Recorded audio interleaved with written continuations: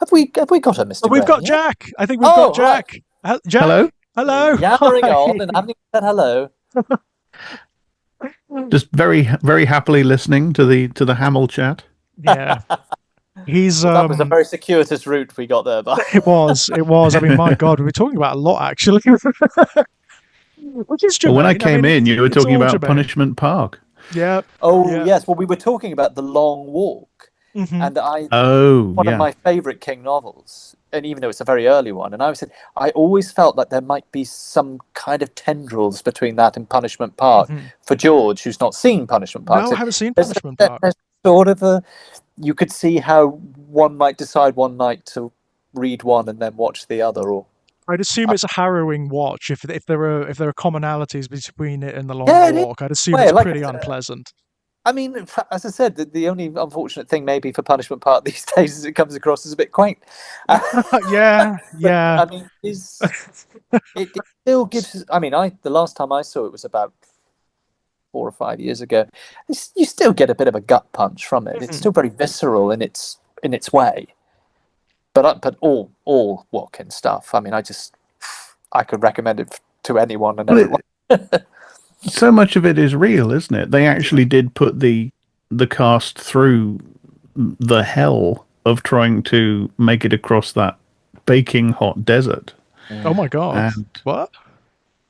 Oh, I mean, yeah. Watkins really. I mean, when he submerges people into a project, he really does. I mean, Oh, he literally submerges La you. Commune Yeah. is the most Yeah. extraordinary effect that La Commune. Because I remember watching La Commune and then staying to the very end where they interviewed the people who were involved, and it was a mixture of actual bona fide actors and local volunteers, and it was so immersive. This wasn't such a thing for the actors to say because, of course, that's part of their job, but just hearing these French people who, one of them works in an accounts office and one of them is a sort of part-time plumber, and the degree at which they felt overtaken by what they were doing. There's a fantastic scene in La Commune where it is one of the non-actors, and she's in the moment, and she is so articulate in her kind of Paris Commune speak, her revolutionary vocabulary.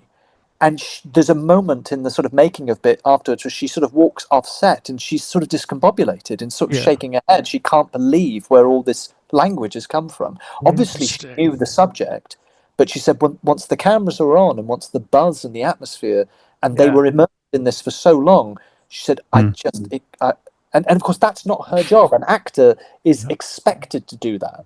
But she was like, I didn't know that could happen to a person. Yeah. Where did that come from? Really fascinating to because obviously it's all the actors are just it's au fait, but they're au fait with it. Right. The interesting thing is that that's something that you hear from people who are remembering their roles in actual social movements, in actual revolutions. It's a thing you hear over and over again, people looking back on things they did, and they say, I didn't think I was capable of this. I don't know where it came from. It just, yeah. And You hear it all the time in acts of small heroics, don't you? When there's been something terrible that's happened, like a car crash or something, and something goes in people's minds and they switch and they're wrenching the doors off and dragging people out, and they're risking life and limb to save someone else, and that's often what you hear in the aftermath, in the shock that comes after.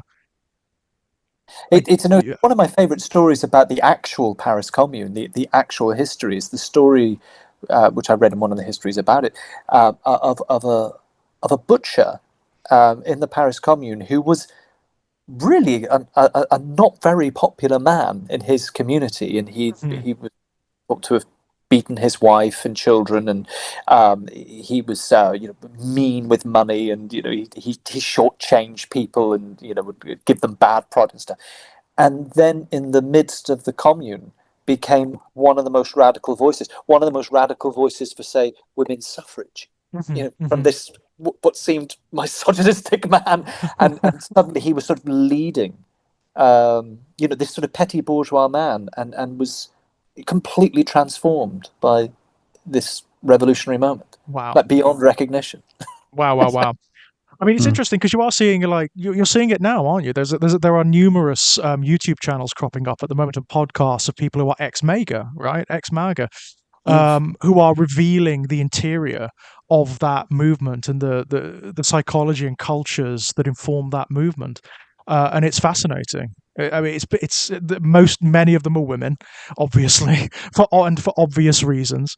But yeah, you are seeing people revealing themselves or changing, transforming as they're moving away from these cultures. It's fascinating. And they don't really require the invasive surgery of Martians. Just No. to make it germane to tonight's Yeah. you don't even need the invasive surgery of Martians to change your ideology. Not at all, no. I think what I did there. See what I did there? Yeah, I see what you nice did. segue. Yes. I'm grokking that. Yeah, definitely. There is a massive sledgehammer just above my head. I'm a little bit intimidated by this one, to be honest. With the word subtlety ingrained into. To be fair, I mean, it's an odd film, isn't it? This one, in the sense that it's simultaneously very subtle and very not.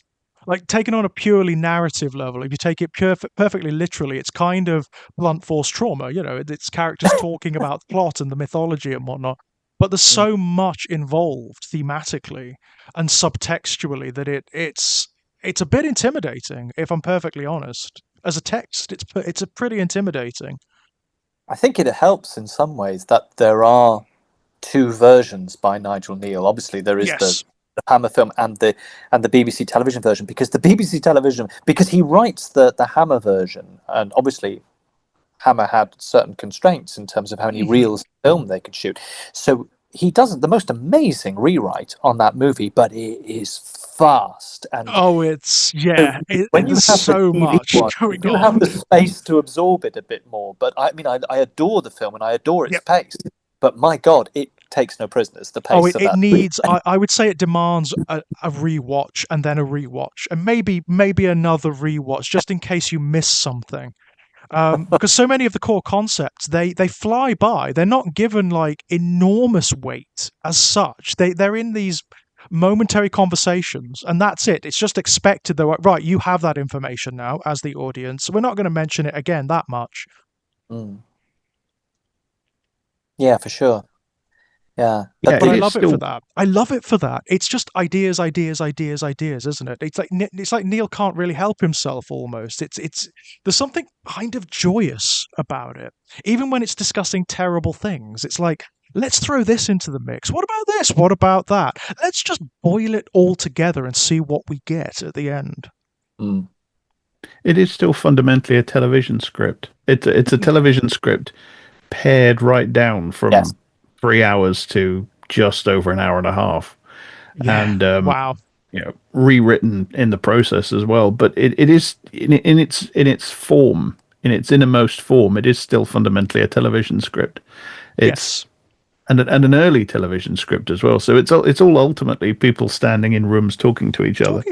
Yeah. Throwing ideas back and forth. Yeah. It's a very strange piece of work in that regard, isn't it? Because, I mean, Quatermass and The Pit, I mean, you'll find it cited everywhere and by so many creators in genre fiction, really prominent creators. People like John Carpenter, obviously huge Nigel Kneale fan.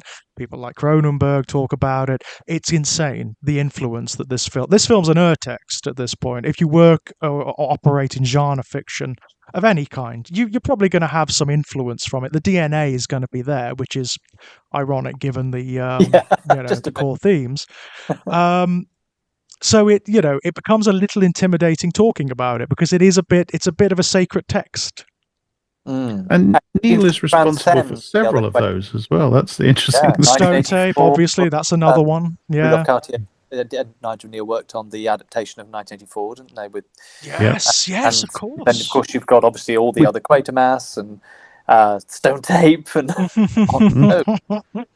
So I think it's interesting how Pit, it seems to me, transcends the earlier iterations of Quatermass Experiment and 2 by quite a margin. Yeah. Yeah, yes. I mean, it's important not to take these as like a canon, isn't it? Because there's no real canon here. Like the previous versions of Quatermass. Oh yeah, I love them for what they are. They're their own entities, aren't they? Their own texts, you know. And the way The Pit is executed, both as a television program and as a film, it goes beyond anything that it had achieved previously. Oh, absolutely, yeah. The previous stories involving the Quatermass character, who is different in almost every single one of them, by the way, they are much more contained than this one. They have much more specific ideas that they're playing with, and much more controlled ideas that they're playing with. This is just bulging at the seams, and sometimes spilling over. Yes, it's a huge tech. I remember when I first I saw the film first, very young, obviously late one night, and then this was a classic. Like certainly when I was a kid, it was often on Channel 4. Yeah, exactly. But I Often. remember when I was at school. I mentioned this in our chat.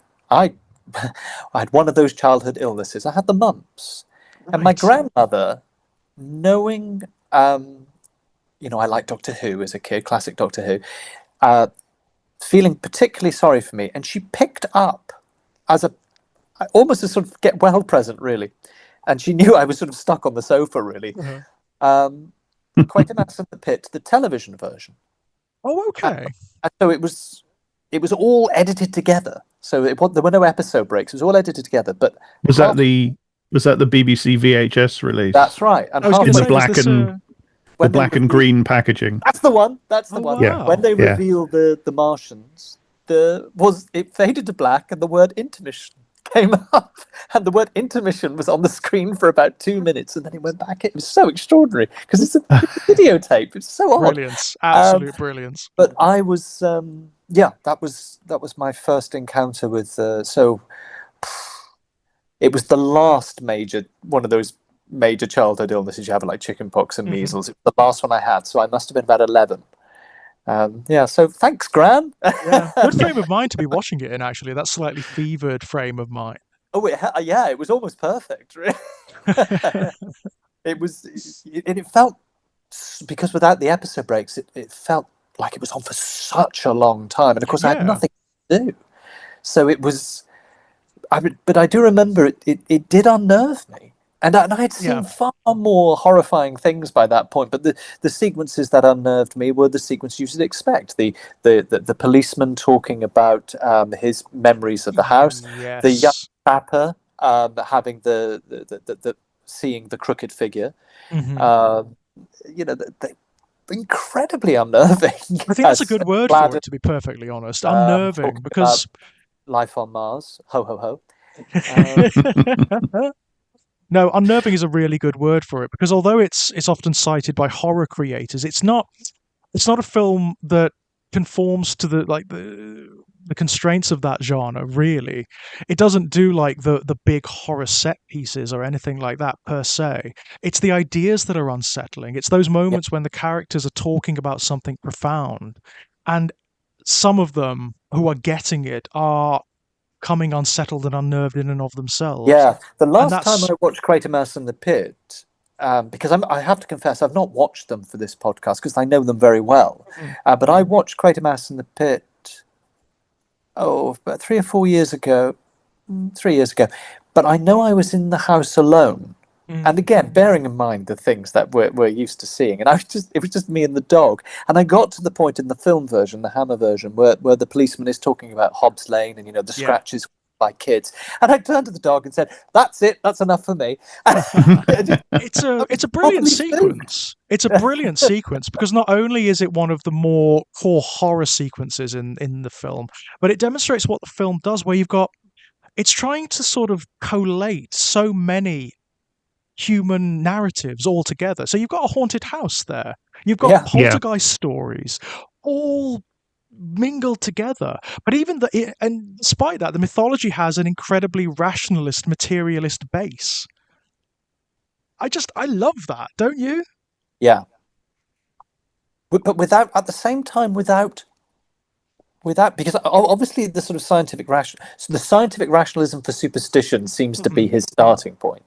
And yet I think he doesn't manage to overdo it. There are still ambiguities left. There are still things that don't quite add up, or there are still things that seem incredibly strange. Yes. Because you have sort of you have to sort of rationalize them after the fact. And things like the ship contains nerve endings. Yes, What love the hell that. does that really mean? Yeah. The ship's alive, isn't it? There's something. It's a brain, isn't it? It's a brain, right?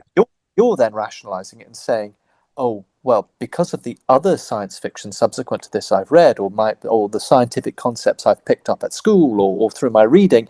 No, Kneale's not saying this. It's left. It's rather like the occult symbols. The function of the occult symbols being connected to the technology of the Martians, and yet again, not over-explained. Yes. I think that's where its strength is. It takes you so far into a kind of science fiction rationalism for the occult and superstition and religiosity, really, but stop short of overdoing it. Yeah, the distinctions break down ultimately. It's very quietly done. It doesn't make a muchness of it, but the distinctions between those things just ultimately break down, particularly towards the end. Metaphysics and physics are the same thing here. Yes. It anticipates a lot of horror that's to come, especially in the emphasis on the occult and religion. The film has the sequence where the guy that owns the drill, Sladen, runs to a church, and it reminds me of the bit where Father Brennan runs to the church in The Omen. That's what I was thinking of. Yeah, and you have a priest there who interprets it entirely in terms of diabolical forces, and watching it. There's a very real feeling of it prefiguring the horror cinema that's just around the corner, The Exorcist and very much so, Rosemary's Baby, the horror cinema that's very interested in the occult. There was a bit going back to what you were just talking about. There was a bit that really jumped out at me on this rewatch, which is the bit where, again, it's concerning the drill guy, Sladen. He's drilling and drilling and drilling and drilling with his extra powerful super duper drill and getting nowhere. And they're all, it's vibrating everything so much that they're all having this reaction to it. And they all stop. And this drill hasn't made a mark on the material inside the ship. And then one of the soldiers says, "Whoa, hang on a minute." And he calls them in, and there's a great big hole. There's a hole, in the side. And Sladen actually says, "Well, my drill didn't make that. It's far too big, and it looks like it's melted." And it never really struck me before. But how? Why? What? Why is there a hole there? Something else you've got to. What did that? Why? And the only thing the only thing it's ever occurred to me that might be an explanation for that. And again, it's the same thing I was just saying. You kind of have to do an awful lot of work after the fact, because he doesn't over-rationalize things. Is that, well, hang on a moment, the Borazon bit drill didn't do it. We know that. We have evidence for that. And the evidence is it's too big. And as they say, it looks like it's melted. Well, the only other thing is we know Sladen is very sensitive to the hull. Yes. So has it just reacted to his presence? That's what I'm thinking. It's a psycho-reactive material, right? It's reacting to what he intends. We've got one of our own here, one of the proxy. Therefore, let's begin. But that's the only thing I can think of, because that is completely.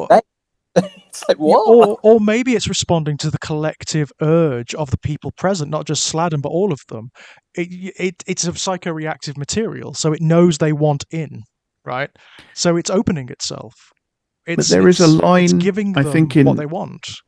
There is a line in a scene which follows quite soon afterwards, which is actually in its quiet way, it's actually a really great little scene. It's the scene where it's after they start taking the insects or Martians or arthropods, whatever you want to call them, out of the machine. And Quatermass and Breen are alone together inside the pod. And Quatermass is theorizing, and Breen says, I love this exchange. Breen says, "You're letting your imagination run away with you." And Quatermass says, "No, it's not that." Breen says, "Your imagination's running wild." And Quatermass says, "Well, isn't yours?" That's so characterful, because to Quatermass it's so obvious and natural that you're in a moment like that, your imagination should be running wild. And Breen, to him, it's so completely natural and obvious that that's not what what should be happening. And, yes, because he doesn't have one, right? because he the doesn't two have of them one. the two of them just fundamentally do not connect. Yeah. They don't understand each other at all. There's a bit earlier in the film where it's the first scene actually where we see Quatermass and he's talking to Breen and the ministry guy in the office, and Quatermass is talking about leaving our vices behind as we go out into space, and they're looking at him like he's an what alien, right? they Like, just he's an don't. alien. Yeah, exactly. They have no understanding. What are you talking about? He might as well be speaking in a foreign language. Or But no, Martian. this scene.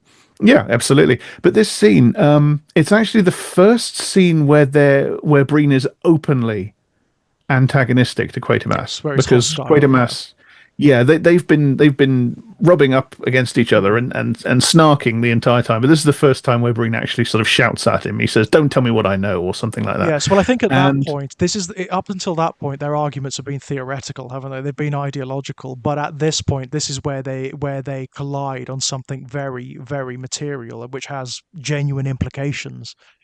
Breen now knows that he's wrong and he's completely out of his depth Yes, and he that's can't it. handle He's it. wrong and he can't But hack it, right? yeah, Isn't it interesting because it ties into Bream's fate ultimately? The machine doesn't affect anyone like it does Bream at the end. Nobody gets He burnt appears. to. It looks from it one way. It looks like he's worshipping it, which is Yeah. yeah. So he kneels. He falls to his knees before Yeah. it. Yeah. Because it's the manifestation of everything that he represents. It's the Power fascism, and structure. power, power through violence and dominion. Yeah, Yeah. absolutely that. He is like But he's the ultimate legacy of the aliens, isn't he? Yes. kind of, yeah. But He's the thing ultimate I wanted to child of the highlight aliens. in that scene is that there's a line from Quatermass where he's theorizing how it works, because they're talking about the fact that there's no apparent controls. If it's a ship, there are no controls. There's no mechanism. And Quatermass says something like, well, maybe the machine did some of the thinking. Yeah. I think that's very key, because it both in plot terms and theme terms. Because in plot terms, it does make the ship like a brain. It makes the telepathic power down there emanating definitely from the ship. The ship is in some sense sentient, or harbors some form of residual sentience or something like that. And the thematic relevance of it is that really the aliens, whatever they are, they're just inside it. They're just things inside it. They're just passengers. This alien power is not so much a civilization of those Martians, and it is what they do. It's just because they're in a kind of honeycomb system. That's what I think it tells us. It tells us that this culture or society or civilization, it is structure. And the structure is the thing that has the power. Like the ship is the thing that thinks. The structure is the thing that rules. And the aliens are almost trapped inside it the way we become trapped inside it. So it's almost like a commentary on ideology, isn't it? It's the same way we're trapped inside, fascism, or way that we're trapped inside capitalism, or whatever system or ideology we build up around ourselves. So yeah, that's interesting. That's really interesting. Because it resonates really beautifully with what you were talking about earlier, Jack, with the use of the London Underground as a setting and the description of it as the pit. I mean, that it's an echo of the same kind of systems, isn't it? What is the London Underground if not that? In light of that, it's interesting that so much of it takes place inside a space where humans we just stand inside these holes. Well, this is the point. I think that the great leap up from the television version to the film is the utilizing the underground, because what the underground looks like is either a negative or an extension of the hull. It looks like the Martian hull. It looks like it's a part of, with all those various connections, and as you say, just people being in them, shuffling here, there, and everywhere, rather like Martians in a hive or a hive colony on Mars.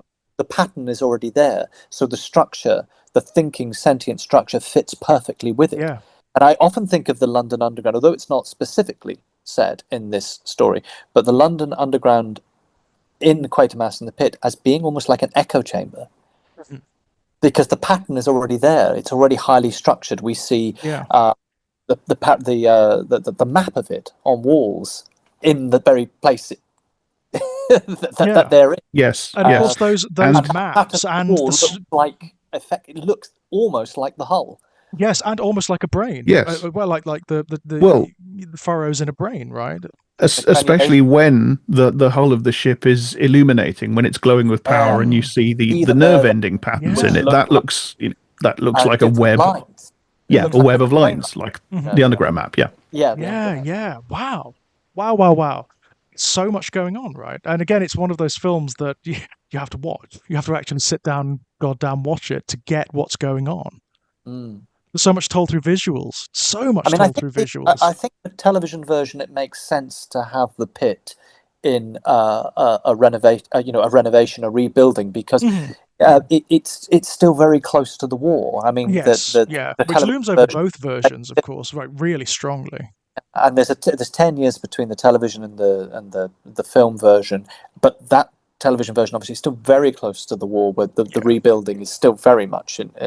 So the idea of it being therefore in the bomb crater, of course, obviously that ties in with the plot, but the sense of what was under London, what was bombed apart and therefore revealed, it works very well for the television series. But I just think that the London Underground is it's an inspirational place to set it. Absolutely, for the film. It's evocative, isn't it? It's massively evocative. I mean, I think you mentioned, Jack, you really like the sort of underground Gothic fiction. I mean, it's a major hang up of mine. London Underground Gothic. Yes, I love it. Anything that's spooky goings on or anything like that going on in the London Underground, it's got me just instantly. Likewise. I think it is just kind of inherently Gothic. I mean, the Gothic is notorious. Well, it's a catacomb, isn't it? It's tunnels. It's a dungeon, right? Going right the way back to Castle of Otranto. It's all underground catacombs and underground tombs and passageways, and labyrinth. Which doesn't require much interpretation, really. It's almost Dantean, isn't it? You can drag it right the way back. Again, it's the pit. It's hell. Yes, and of course it kind of just inherently a metaphor for the subconscious. The minute humans start talking about tunnels and passageways and chambers and cells and dungeons underground in the dark, we kind of, without giving too much credence to Freud, we kind of just are inherently talking about things going on in the darkness and in the subterranean parts of ourselves. We just are, and that's what this film is about, isn't it? Ultimately, it's no mistake that it starts with the image of a skull, and skulls recur all the way through. I mean, it's essentially saying that we're haunted, isn't it? That's what it's saying. It's us. It's not the set. It's not the places. We're haunted, and the things we construct are products of that haunting. We're haunted by history. Absolutely. This is one of the things that I think the Hammerization, if you could call it that, of this story, the conversion of this into a Hammer film, which is really kind of a melding of the original style. Because as I say, the script is still a television script, just massively pared down. So it's fundamentally different to almost any other script filmed by Hammer, certainly in this era. The melding of that style with the Hammer style, it's particularly fruitful.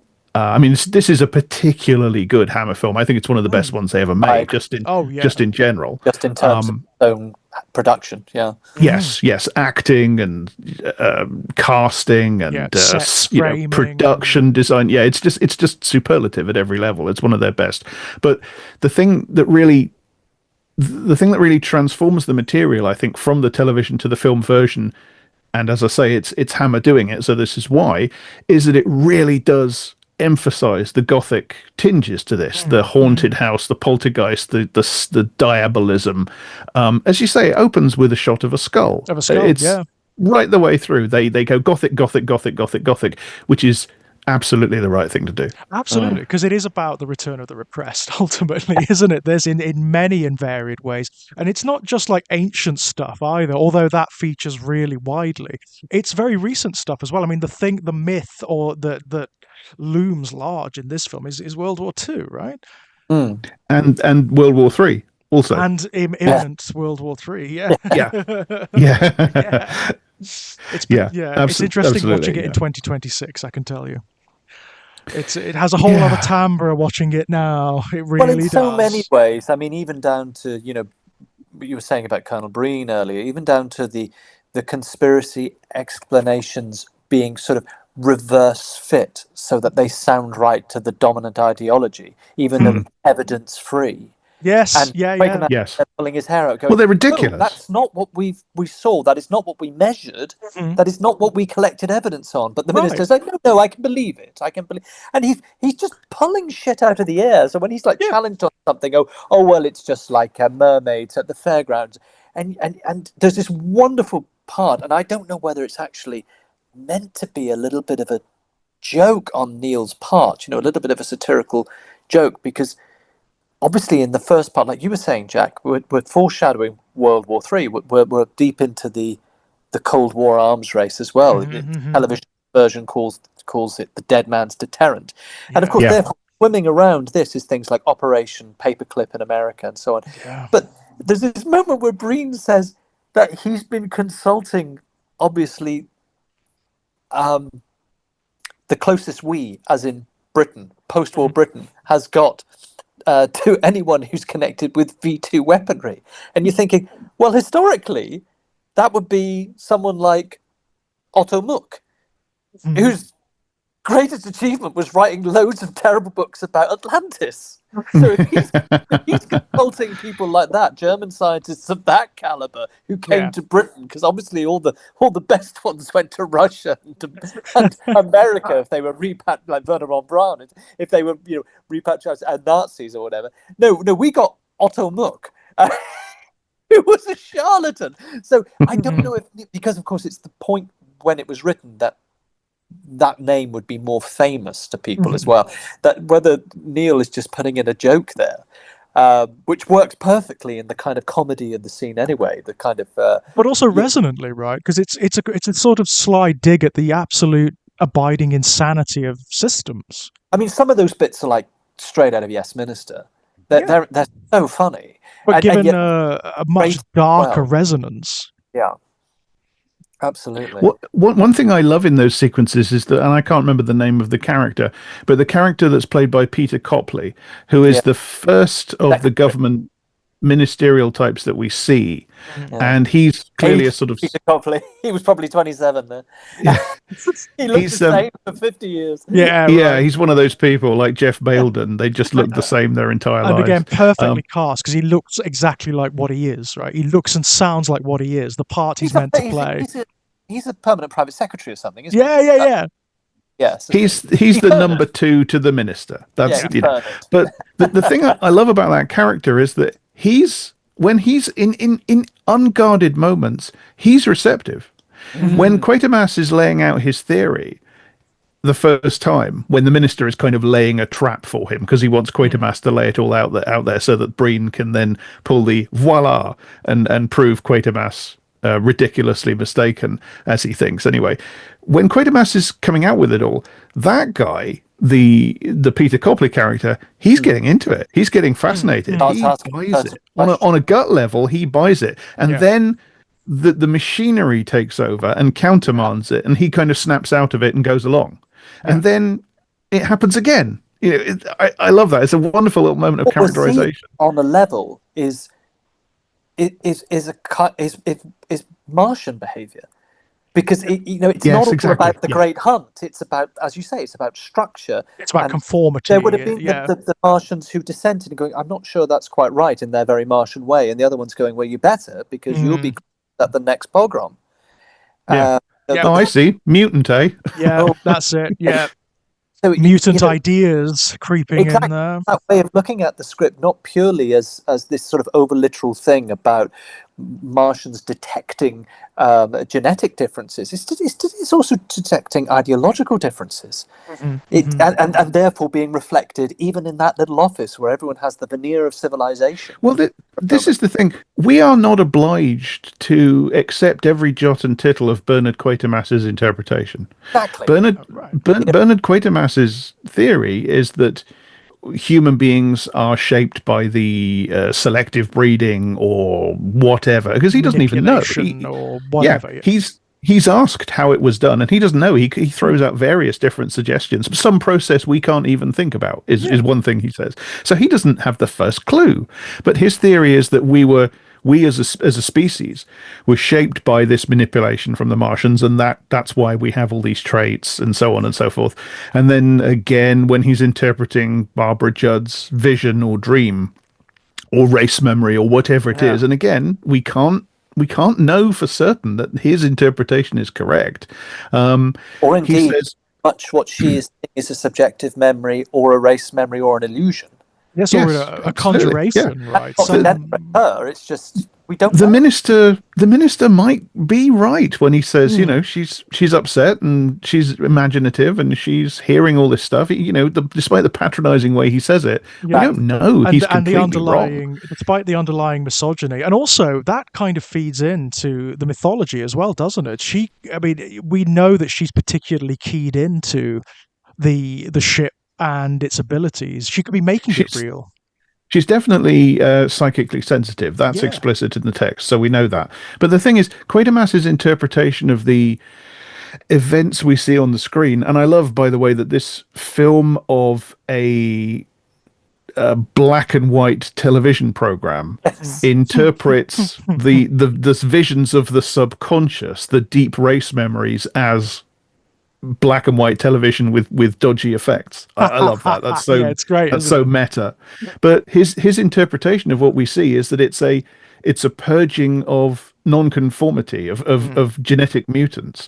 That might be what's going on, or it might be what's happening there is what happens in our world, in the real world, when people do things like that, and that's what they think they're doing. I mean, the Nazis thought they were ridding the world of genetically inferior subhumans. That wasn't what was actually happening. That was in their heads. And that might be, that interpretation might have just been in the heads of the people conducting the pogrom that she sees a vision of. If, in fact, it was anything to do with them at all, and it wasn't just ordered impersonally by this system. That is, I mean, I think Quatermass is on safer ground when he says that it's about preserving a static society. That makes a lot more sense to me. Yeah, because there's this notion that he says, and I can't remember if it's in the television or the film or both, where he says they're in the front,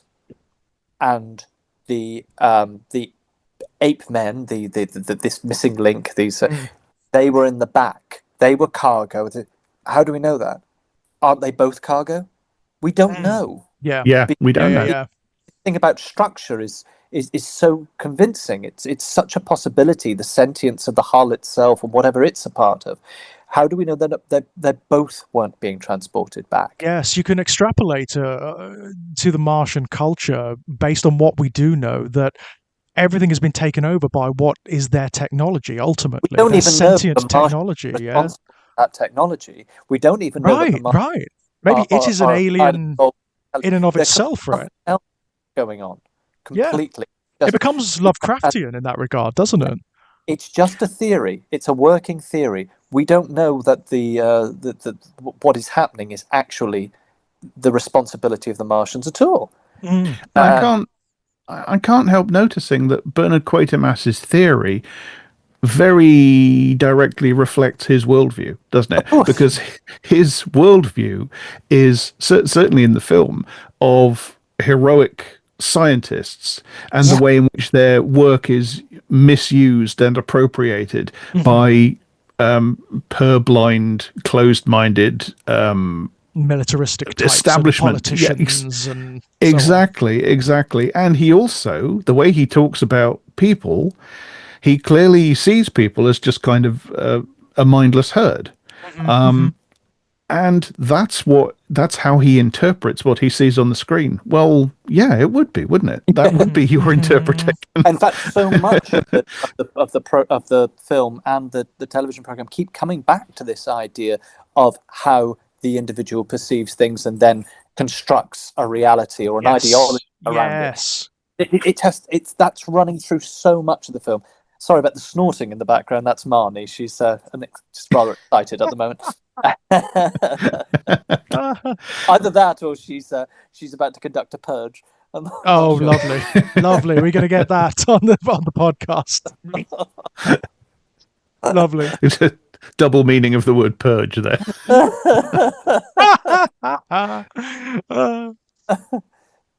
But also, yeah, I mean, in just the same way that Breen interprets what he sees in the pit as, oh, it was a German experimental weapon.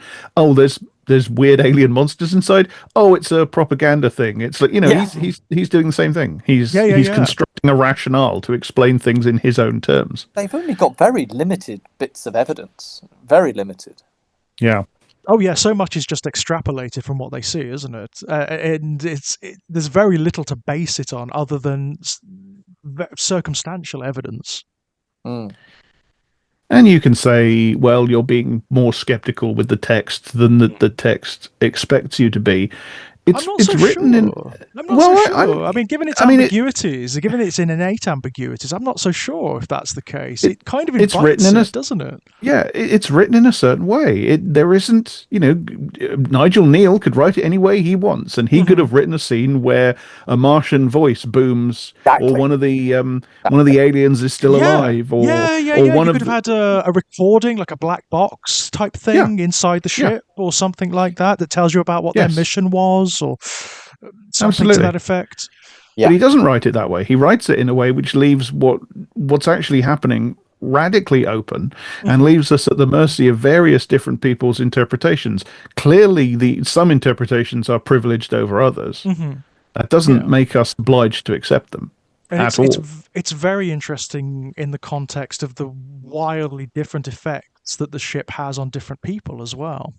That's a good point too, yeah. Yeah. I mean, it seems to me that everybody has a fairly different reaction to it, from the guy with the drill on down. Even down to the nature of the apparition, because it's always left slightly ambiguous whether the young sapper and the Chilcotts, whether the hideous dwarf, quote unquote, is one of the Knightsbridge 8 men, or whether it's one of the Martians. One of the Martians, right. No one is sure. And of course, Sladen's experience is, it seems to him, well, again, what colour's the sky? Dark purple. Dark purple. So, and then the Quatermass goes, Mars. It's not Sladen saying that. It's not. That's Sladen. Not what. No, Sladen doesn't say it's exactly. Mars. Yes. It's up for grabs. Or, insofar as Quatermass knows, Sladen could be seeing into another universe, another reality that this thing hails from. Absolutely, yeah. There's another very key line in the Sladen sequence where he's describing what he sees in the vision. And he sees the creatures and he says, I knew I was one. Yes. Oh, yeah. So he is seeing what he sees from the perspective of one of those creatures. Yeah, now that's interesting. And it's very interesting as well how Kneale slightly alters his lines across the two productions. So in the first one, Richard Shaw as Sladen, he says, the sky is dark, dark purple, and they were jumping and leaping, and I was one. And then Duncan Lamont in the film says, what colour is the sky? Dark brown, not purple.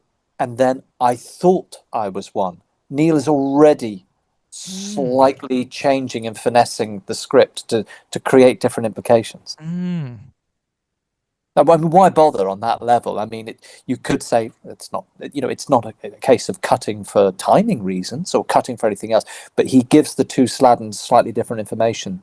And yet elsewhere he lifts lines directly. It seems like what he's trying to do is deepen the ambiguity so that it's just open. It's open, wide open to interpretation. But it seems to me that we are right back where we were when we talked about the stone tape, which is we are talking about a recording of the past. Yeah. And we are trying to work out exactly what we mean by a recording. Are we talking about recording as the storage or containment of something, or are we talking about recording in the sense of a replication of something? Yeah. So are we in fact talking about the inner nature of Mr. Sladen, where he is experiencing essentially a race memory, where he is experiencing something that happened to something from which he is very, very distantly descended that lived millions of years ago. And that memory is encoded still in his genes to the point where it can recur in his mind. And what he experiences is the memory of being that entity. Is that what we're dealing with here? Or are we dealing with something that is essentially a tape recording stored inside the machine or hull or ship or whatever we want to call it, and essentially telepathically broadcast to him? Yeah, now that's very interesting, isn't it? Because it not only calls into question the nature of recordings, but it also calls into question the nature of memory as a medium. I mean, what does that even mean at this point? Especially given that we know that the ship itself is psychoactive, that it alters perceptions and alters the natures of people's minds when they're near it or when they're engaging with it. Is it awakening things that are already in him, or is it putting something into him that wasn't there before? Or is it interacting in such a way that this is like madness made manifest? This is a nightmare or a dream that is somehow being made real. Because the other way of looking, there's a sort of interesting dialectic as well at work, because one way of looking at it is that the hull becomes active. It's almost like a kind of beacon, like a signal to begin the proxy colony and to replace humankind, if Quatermass's theory is correct. But on the other hand, are people activating it? Are people activating the tape recording or the whatever it is, the sentient, or is it activating something in there? Yeah. Again, what is it? Is it like the Overlook? Is it like the Overlook Hotel where it's a psychic amplifier? Yeah. And therefore everything is a reflection of humanity here? It's hard to say, isn't it? I mean, they expect to find something inside of it, don't they? Everyone who's trying to access it expects to find something inside of it. They all have ideological agendas and intentions and presumptions going on here. The Martians, quote unquote, might even just be a manifestation of that. They may not even be like real per se. They may not have been there before humanity opened the damn pod. Yes, they fit directly into what Quatermass and Roni are kind of unspokenly expecting to find by this point, don't they? And it does explain why. I mean, okay, there is the rationalist and materialist explanation, which is they haven't been exposed to Earth's atmosphere for a very long time, so they start to corrode when they are exposed to it. But maybe it's also the fact that they are now outside. You know, they're taken outside of the vessel. They're outside of the process, and they start to they collapse in the same way that dreams or thoughts or and the film throws up an extra layer of confusion, because in the television series, when the inner compartment of the hull, the nose cone, for want of a better word, is opened, they're hanging there.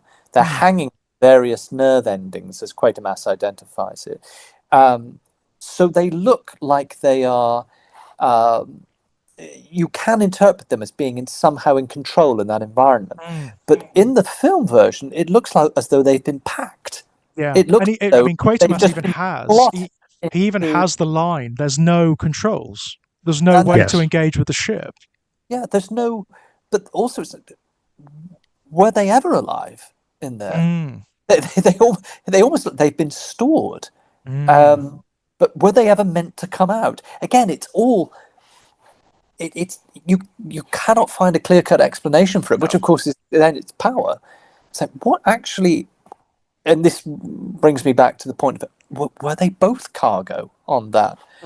Well, the experimented ape creatures, if indeed that's what they were designed to be able to get out, and some got out and everything. But again, we don't even know if that was the case. The whole thing could have been a time capsule, for all we know, as in something sent to be buried that was never meant to be opened. Yeah. It's just... Yes, Quatermass's interpretation is that ships like this landed and successfully carried out their mission, which is to seed an altered version of the living creatures that were already on the planet. They take them away, they experiment on them, they alter them, they come back, and they essentially they release. It's like a zoological expedition, really. They release them into the wild, and that's why humanity is the way it is. And in this one instance, something went wrong. That's his interpretation. Yes. For all again, there's no support for that anywhere. This could be the only ship that there ever was, as far as we know. Even when the hunt takes place in the the final reel or the 6th episode, depending on which one you're watching, there's still nothing to say that that is part of some operation to colonize something by proxy. That could just be the weird effects from the hull reacting with people, plus hysteria, and then of course that outbreak of kinetic energy. There's still nothing to say it's what Quatermass has theorized. No, absolutely. And there's absolutely nothing to suggest that was the intention of the device. No. And there is something kind of mindless about it, isn't there? The figure that appears in the sky, it doesn't speak, it doesn't move, it doesn't do anything. And it's really strange, isn't it? Like its manifestation is strange because it looks like a projection. It looks like a really bad cinema projection. It's wavering, it's uncertain. It doesn't have substance. It doesn't. So, like you say, it doesn't have intention. It doesn't do anything. He theorizes that it is the mass of the hull into energy, and yet it's formed that image, which is a very strange thing for it to do. Yeah. That's a real leap. But of course, we're into highly metaphorical possibilities as well. I mean, we were saying in the back chat how that's a mushroom cloud. It's a mushroom cloud, yeah. It's Satan, absolutely. It's the mushroom cloud, it's the Martians. Yes. It's so many things all tied together, isn't it? It's like all of the base and negative stuff. Yeah, it's our images of the most negative projected up onto the sky, isn't it? Uh-huh. And of course, the irony in something which is, we're at the point of thinking forward to the space race. The idea of something being launched, a projectile, and the projectile is found in the deepest part of the, of the Earth. Those ironies that are playing out, that what should be progressive can always end up regressive. And that's why, actually, on that note, what always strikes me as interesting is the play on Hob. Hob, there's Hob the cricketer, or Hob, as in the ancient name for the devil. Yeah, it's a pseudonym for the devil. What I find so fascinating is that the one Hob they don't seem to lean into, who would actually be key to understanding a lot of this, is Thomas Hobbes and Leviathan. I mean, so much of this is like about governing human nature, which is what obviously Leviathan was obsessed with. Strong governance, not to be resisted, and the true motivation of the hegemonic order, and how, and yet that's the one Hob who you think that's Hobbes' lane as well, but they don't. Yeah, Kneale never goes near that. The classic depiction of Leviathan from the original, the illustration from the original text, exactly, the illustration that's on the cover of every reprint is this gigantic figure hovering in the sky, looking down over the world, and it's a corporate figure made up of loads of little people who are stacked together in something that looks like a honeycomb. And yet, interestingly, something that I think does pick up and runs with it more successfully is something that takes basically the story of Quatermass and the Pit. We were saying earlier about all the various things Quatermass and the Pit has had an impact on, and swathes of classic Doctor Who, absolutely. Just acres of classic Doctor Who are influenced by Quatermass and the Pit. And I think that, as my memory serves me, something that you once discussed, Jack, with one particular story being Frontius. It's a story from the 80s, very inspired by Quatermass and the Pit in its own way. But that takes Hobbes' lane, as in Thomas Hobbes' lane, much further. That again, whether it's intentional or not, you can really see how it works in that story. And then, of course, all you've got to do is just take it one step back into Quatermass and The Pit, and well, that's the Hob. That's the Hob we're missing. And yet, that Hob is a proper key to understanding this text in so many ways. Mm-hmm.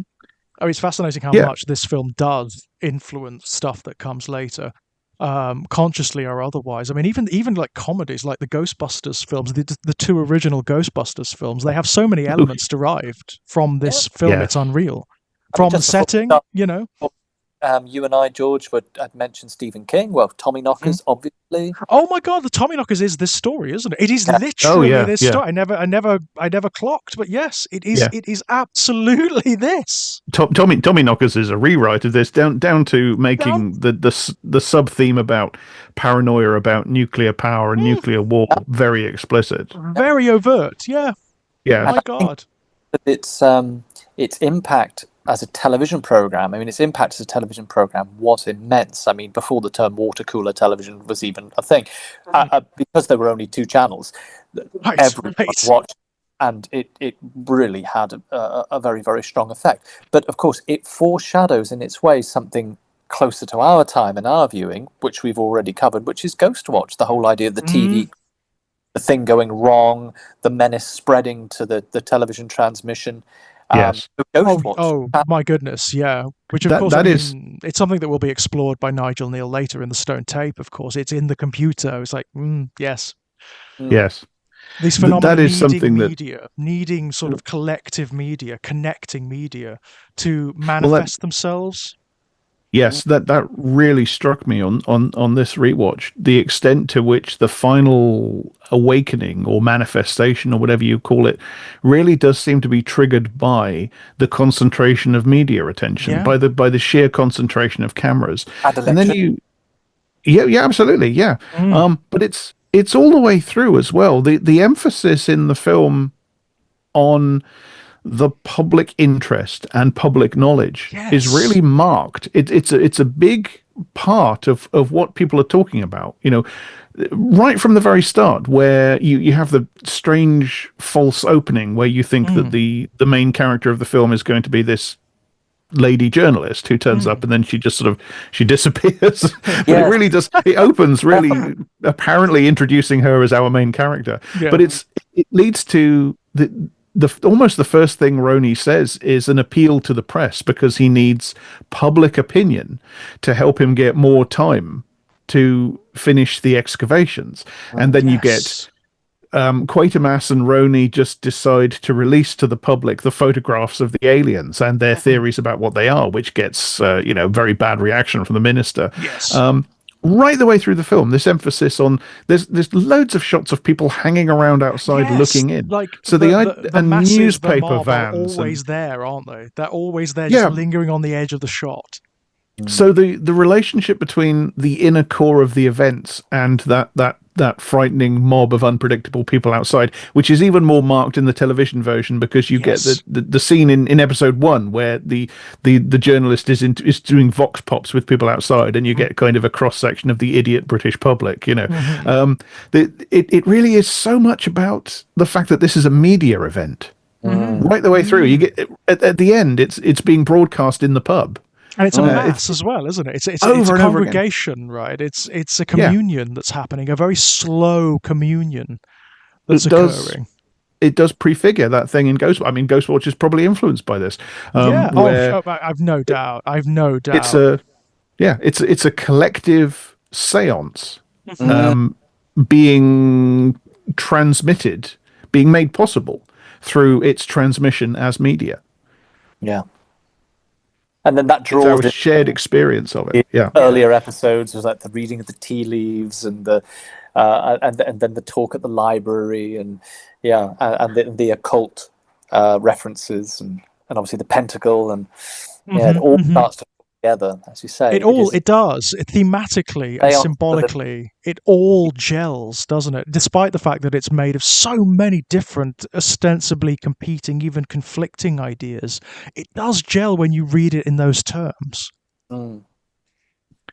There's a lot of emphasis, as indeed there is in the Stone Tape. There's a lot of emphasis on, actually, this tracks right the way back to something we've talked about over and over and over again in the same log series of podcasts, which is this emphasis on media and recording and storage of information as a locus of the uncanny. This has been something that we've talked about over and over and over again. But in this story, there's an incredible emphasis on old records and old newspaper accounts and the Latin manuscript at Westminster Abbey and stored information right the way back through history. It's in setting as well, isn't it? Like it is in the Stone Tape, but it's much wider here. It's in the City of London. It's in the labs. It's in the subway. It's in the substance of everything. Yeah, and it's kind of been cracked open, hasn't it, by the Blitz, by the digging that's gone on, the development, the industrial development of London has kind of cracked open the fabric of the city, and this pattern is stored inside. Yeah. Wow.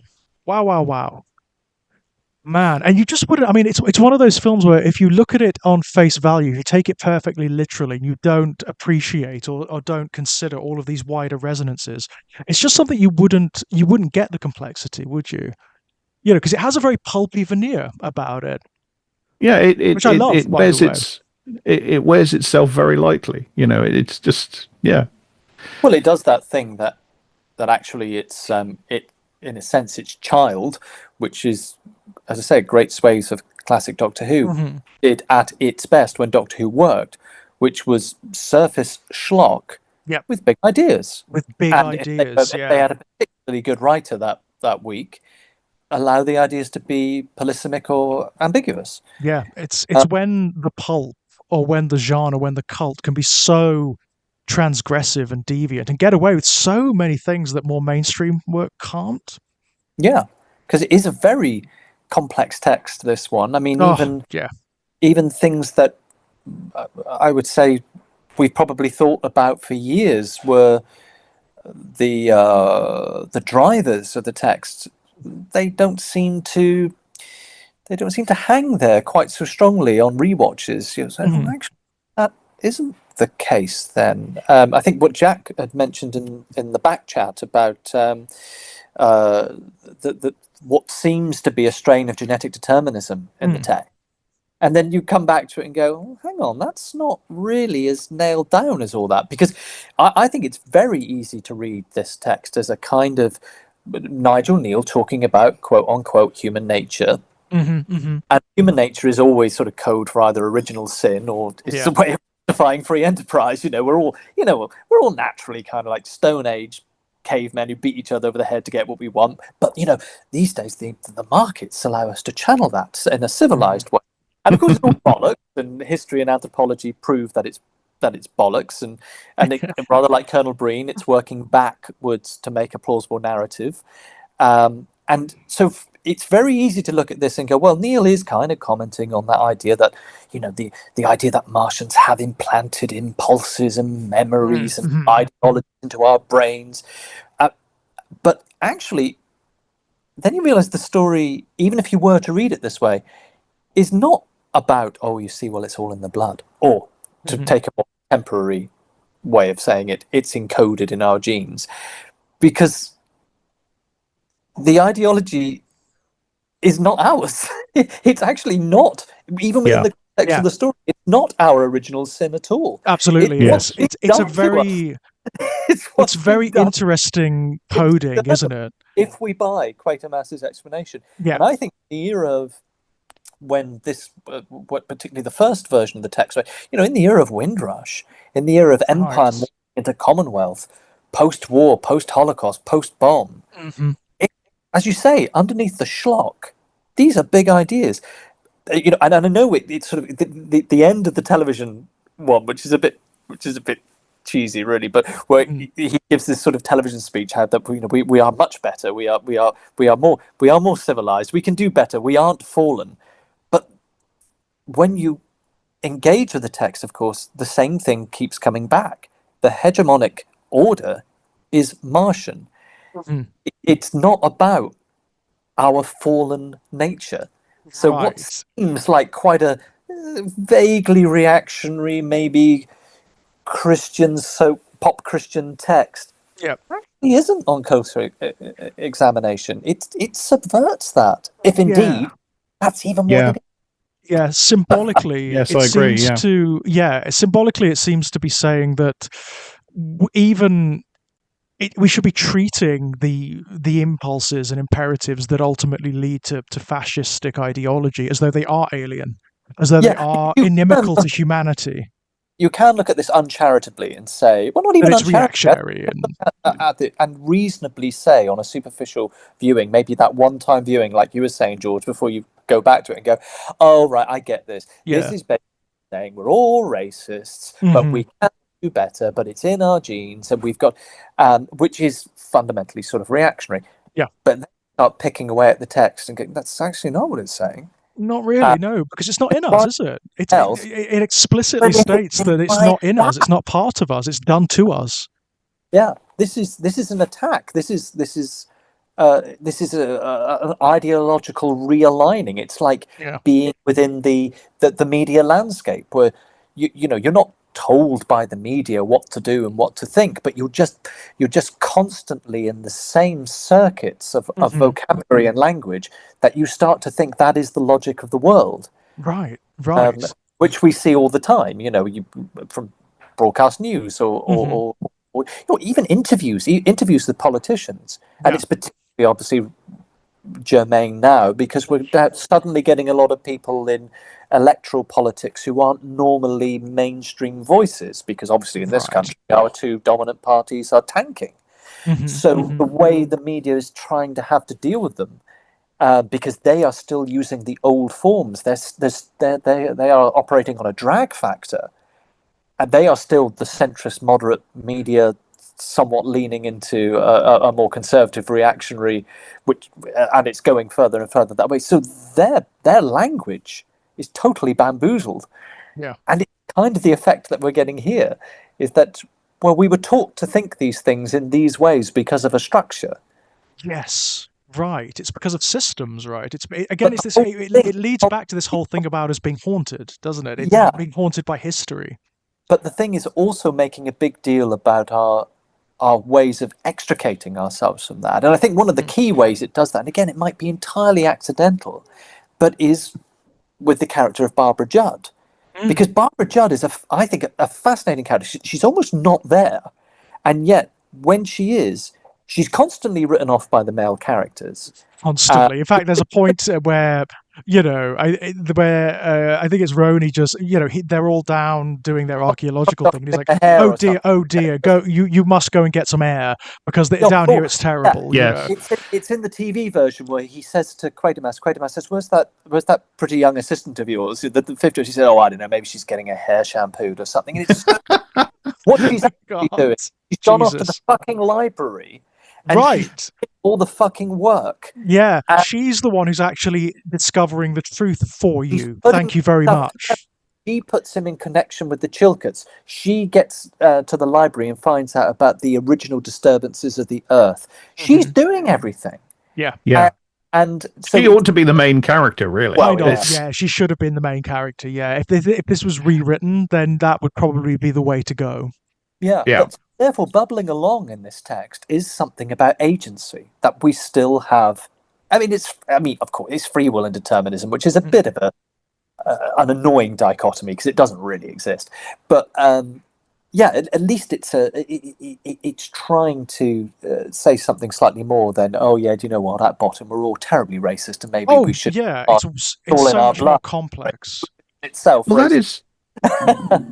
that is the take I would have given you on this, really. I mean, I've written about this story in passing in the course of writing about other things, and my take has always been, it's reactionary pessimism. It's I can see that anyone could come with that conclusion. Yeah, absolutely. I don't think that's a. Yeah. In the aftermath of World War II and in the era of Windrush and the society in profound transition, and the television adaptation even has this line about race riots in Birmingham and stuff like that. And, it does. Yeah. So it's a story from a pessimistic reactionary who is trying to create a sort of etiology for why we do this racism stuff. And he's not reactionary enough to buy the idea that there are actually such things as inferior and superior races. He's gotten past that, but it's taken the form of a kind of a fundamental, essentially a sort of a Christian original sin view. Yes. It's just Yes. in us Our to fallen always state. Our our fallen nature. Yeah, we just kind of are inherently xenophobic and focused on the in-group and suspicious of outsiders and suspicious of difference and non-conformity, and given the slightest pressure that will explode. And particularly when you're talking about the uneducated non-scientist masses, they will get themselves into, they will form themselves into pitchfork wielding mobs and kill the heretic or kill the outsider. And that would have been my take. And I think, yeah, you're absolutely right. When you look at what this, I mean, aside from the radical instability in what it actually gives you as certainty and leaves ambiguous, which is much more unstable as a text than I realized before this rewatch. Quite apart from that, if we take its superficial account of events at face value, what it's actually about is the fact that those sorts of impulses are generated in people by essentially structures of imperialism and hierarchy. Because if it exists in us, it exists because it's been implanted there. And who implanted it there? A sort of literally alien, faceless, inhuman system of colonization and imperialism that has no aim other than its own reproduction, expansion, and self-perpetuation, like capital, for instance. Yep, like capital and empire, capital through empire, and it's expressed as a racist, racial imperialist ideology and eugenics and social Darwinism, and so it's actually being critical of that. Yeah, it does seem to be. Yes. The problem, I think, is the problem that just bedevils science fiction, and it's baked into its core. It's its fallen nature in its DNA, if you want to put it that way, which is the problem of literalism and metaphor. Because science fiction takes metaphors and makes them literal by putting them in not scientific, but scientistic language. So it makes the spirits or the ghosts, and this text is doing that explicitly. It does it right in front of your eyes. It takes the ghosts or the spirits, the spectral, the inherently metaphorical figures, the inherently non-literal figures, and literalizes them as aliens or spaceships or time travel or whatever. That's kind of just inherently what science fiction is. It's inherently what it does. It literalizes metaphor, and it can come up with some fucking incredible metaphors by doing that. The trouble is that it also literalizes them at the same time. Yes. And this film is kind of exhibit A in the case for why that's both incredibly, that the power of that is why science fiction is so big and important and powerful as a genre. But it's also just a kind of inherent inbuilt reactionary trapdoor in its structure. Yes, and I think it's probably two things, isn't it? Yes. There's probably two things that sort of are ballast on that as well. Number one is that obviously so much of science fiction's history lies in the idea of the warning. Therefore, there is something inherently conservative in that anyway. It is the warning against progression or advancement. Yes, or at least didactic anyway. Yeah. So there's that bit of ballast, and the other bit of ballast, of course, which inevitably, I mean, it affects things even into the present day, and in some cases worse. But obviously, there is this period, particularly in television, particularly in BBC television, because it's obviously had its public broadcast remit as well, of having programs, having drama, having things like Cathy Come Home, having things like Rudolph Cartier Productions, whatever it might be, or even situation comedy or whatever, grappling with the idea of, well, Britain is now a commonwealth rather than an empire, and it's got an immigration, a system of immigration now, and there's, as you mentioned, Windrush. So we have to grapple with this idea, And an awful lot of programs from the 50s and 60s into the 70s, in an attempt to be progressive, still come out somewhat reactionary because they're groping around. Yeah. They're groping around trying to get it to work. Some of the things that we can look back on now as being, we would absolutely put our hands over our eyes and go, oh my God, what were they thinking? Actually came out of a process of trying to be progressive. Oh yeah, absolutely. Oh my God, really? But they were made in good faith. Yeah, some of the most. It was fucking horrible, but some of the most fascinating early Doctor Who's fall right. I mean, the one that immediately jumps to my mind is the William Hartnell serial, the Savages, which was very, very nearly called the White Savages. Thank God they didn't call it that. It's actually really good. I love it. In some ways, it at least started off by being an attempt at a reverse racism story, as if something like this. But yeah, actually by losing that element and losing that title, it ends up in a much more interesting place. Well, it's sort of purer place. It's just about exploitation in a very pure way, rather than connected to race or right. Yeah, but talk about the problem of metaphor showcased in well, certainly in early Doctor Who's terms, that would be Exhibit A as well. Yeah, I mean, it's interesting. No, I think you're absolutely right. Yeah, it's a bit. It reminds me a little bit of something we said, George, when we were talking about the thing on the doorstep, because we were talking about it being Lovecraft working through some stuff about his marriage and just women, and we said to Lovecraft, women are definitely a sort of, rather than people, they're a great social topic. They're this category, the phenomena, woman, and almost, it's the woman question. Yeah, and I think that's what Eliot's talking about there, isn't it? It's an attempt in good faith to investigate these social changes that are going on, but it does kind of in the process make it into the immigrant problem or the black issue. Yes. Exactly. It categorizes, doesn't it? It categorizes and thereby compartmentalizes or balkanizes. Inherently, and that makes a problem, others. right? Yes, kind of does. Yeah. I mean, with regards to like the science fiction's innate problem when it makes the metaphor literal. I mean, the thing about this film, it does do that, and that's part of the complexity of it, and it's part of the problem of it. But it also knows it's doing it.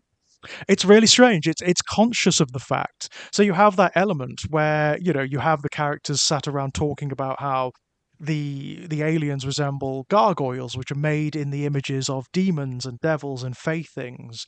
And all of these things are inspired by these images. It's a strange sort of meta-commentary upon its own genre. There is, in the film, there's a moment which strikes you in the first instance as a really gross instance of von Danicanism, which is the bit where Roni finds the picture, the ancient cave painting of the man in the animal mask. And I remember thinking, aren't these sorts of films and television programs just our version of the ritual where people wear animal masks, aren't they? We just do it on television with people wearing rubber alien masks instead, but we're still doing the same stuff that we were doing thousands upon thousands of years ago. But in this, it's framed. Roni actually has this line, I wonder where he got that idea. And it's like, well, maybe he just had that idea. It's not that idea. It's not impossible. He didn't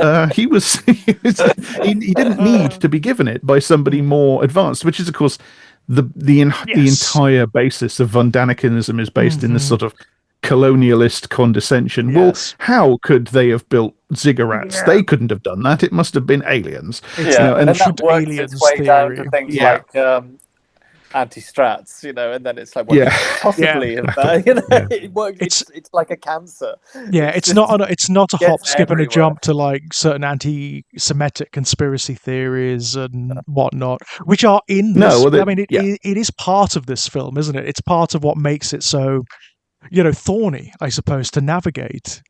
Yeah, but I think I like the suggestion you just made, which is that if you think of it in terms of this text trying to wrestle with the fact of its own kind of inherent double-edged metaphoricalism, yes, that makes it more interesting. It makes it more palatable. It also makes it more interesting, doesn't it? Because it's the text going through all these cultural representations, from demons to gargoyles to animal men in cave paintings.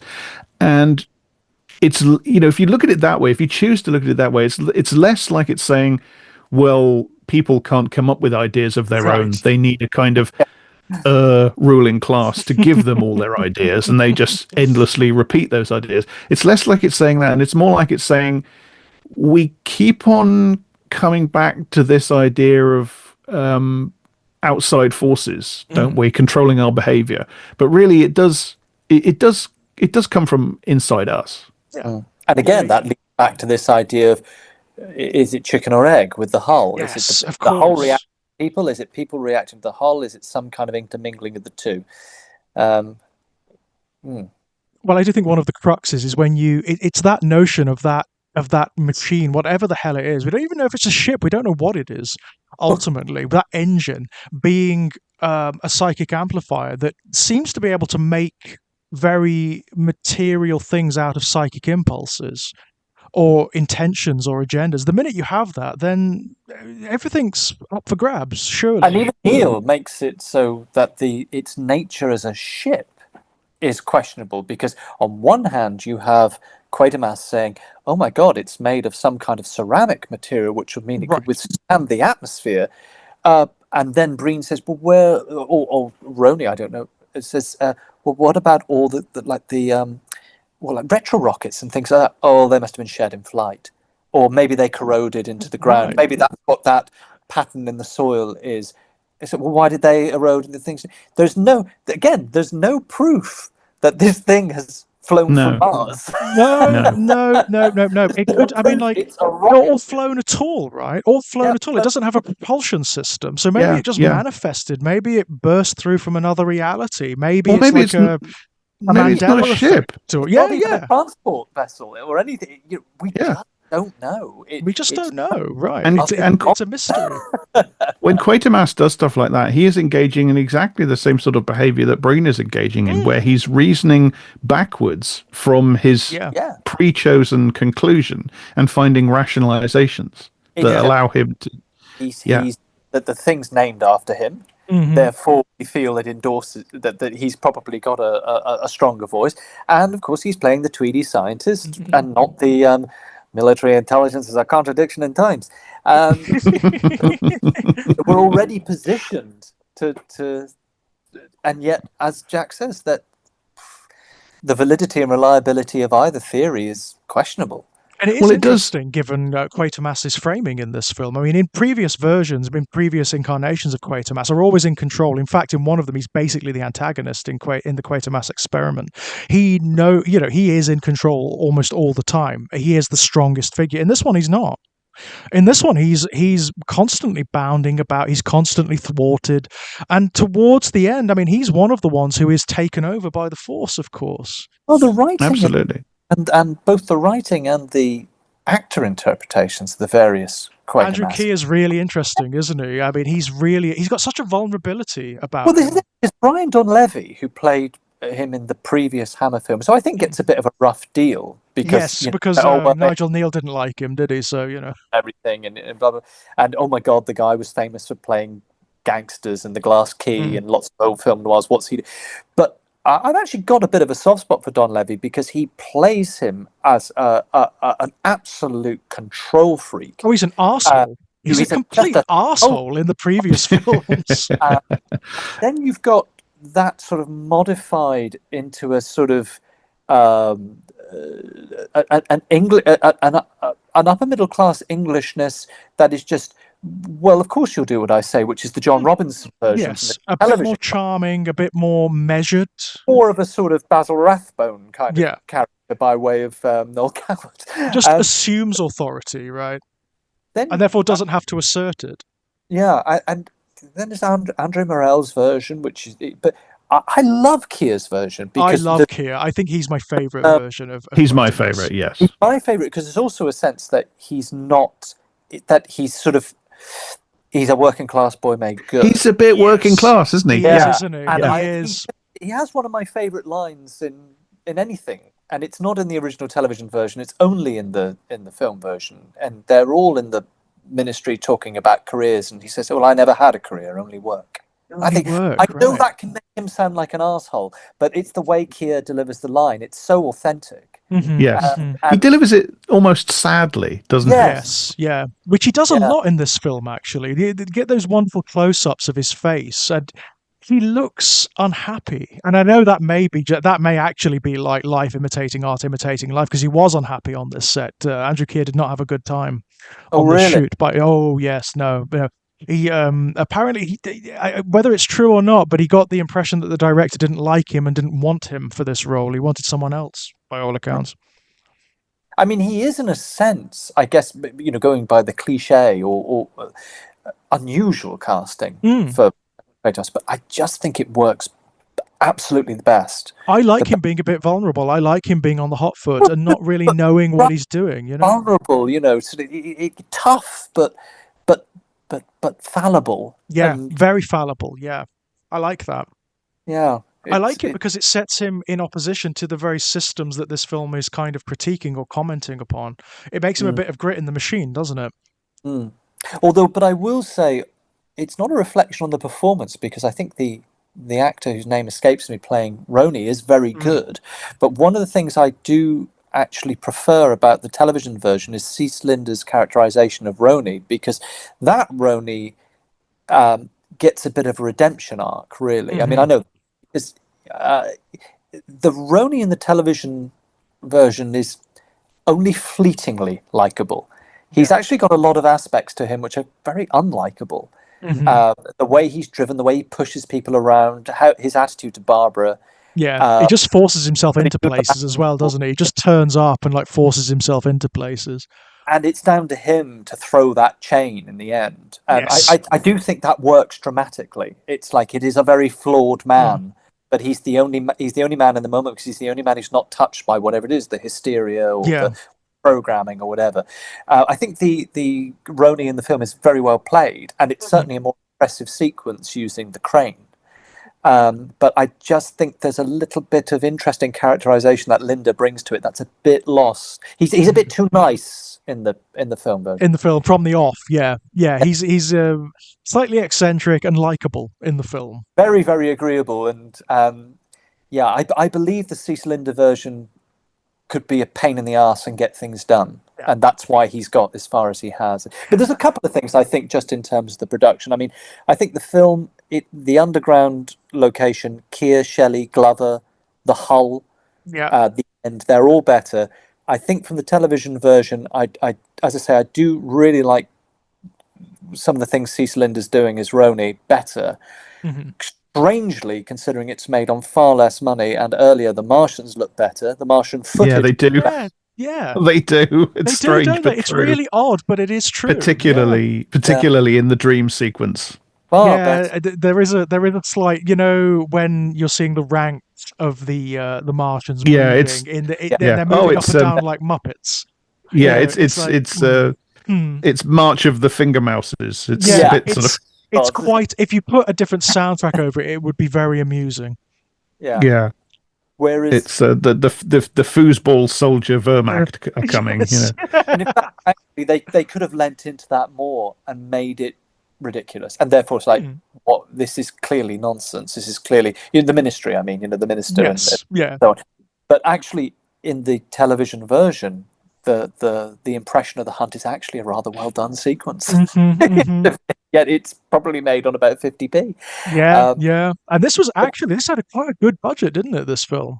Yeah, and I also think that the one other area in which the TV version is really strongly competing with the film is it has that, because it's closer in time and everything. It's able to tie in the Blitz so effectively, and the effects on London so much more.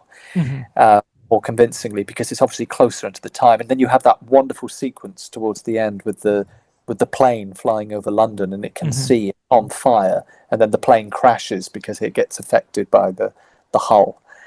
So there's a sort of, the film works because it's pared down and focuses everything down, and the TV one works because it's so expansive. It has those moments where it can do odd little scenes like that, like the TV aircraft. series has the space to breathe a little bit more, doesn't it? But it's really effective, that moment. Mm-hmm. Uh, Don't get and me just, wrong. I love the pace of the film. I love the oh, fact I that do. it's so condensed and it's like it's just ideas. We're just going to cram as much in as we possibly can. But I think what I'm probably saying is I wouldn't like to be without either of them. I think they are no, both really they're both great. both very interesting takes on the same material. Yeah. And it is odd how, just flipping back to the beginning of the conversation, just for all the things that I've seen or read in the genre, in horror and science fiction, it is strange the effect this has. Even when we were here earlier, because Vicky came back in through the door, she's been out at a works thing, and we're all talking, but I'm very conscious of the fact that I'm talking to you both over down the wires, so to speak.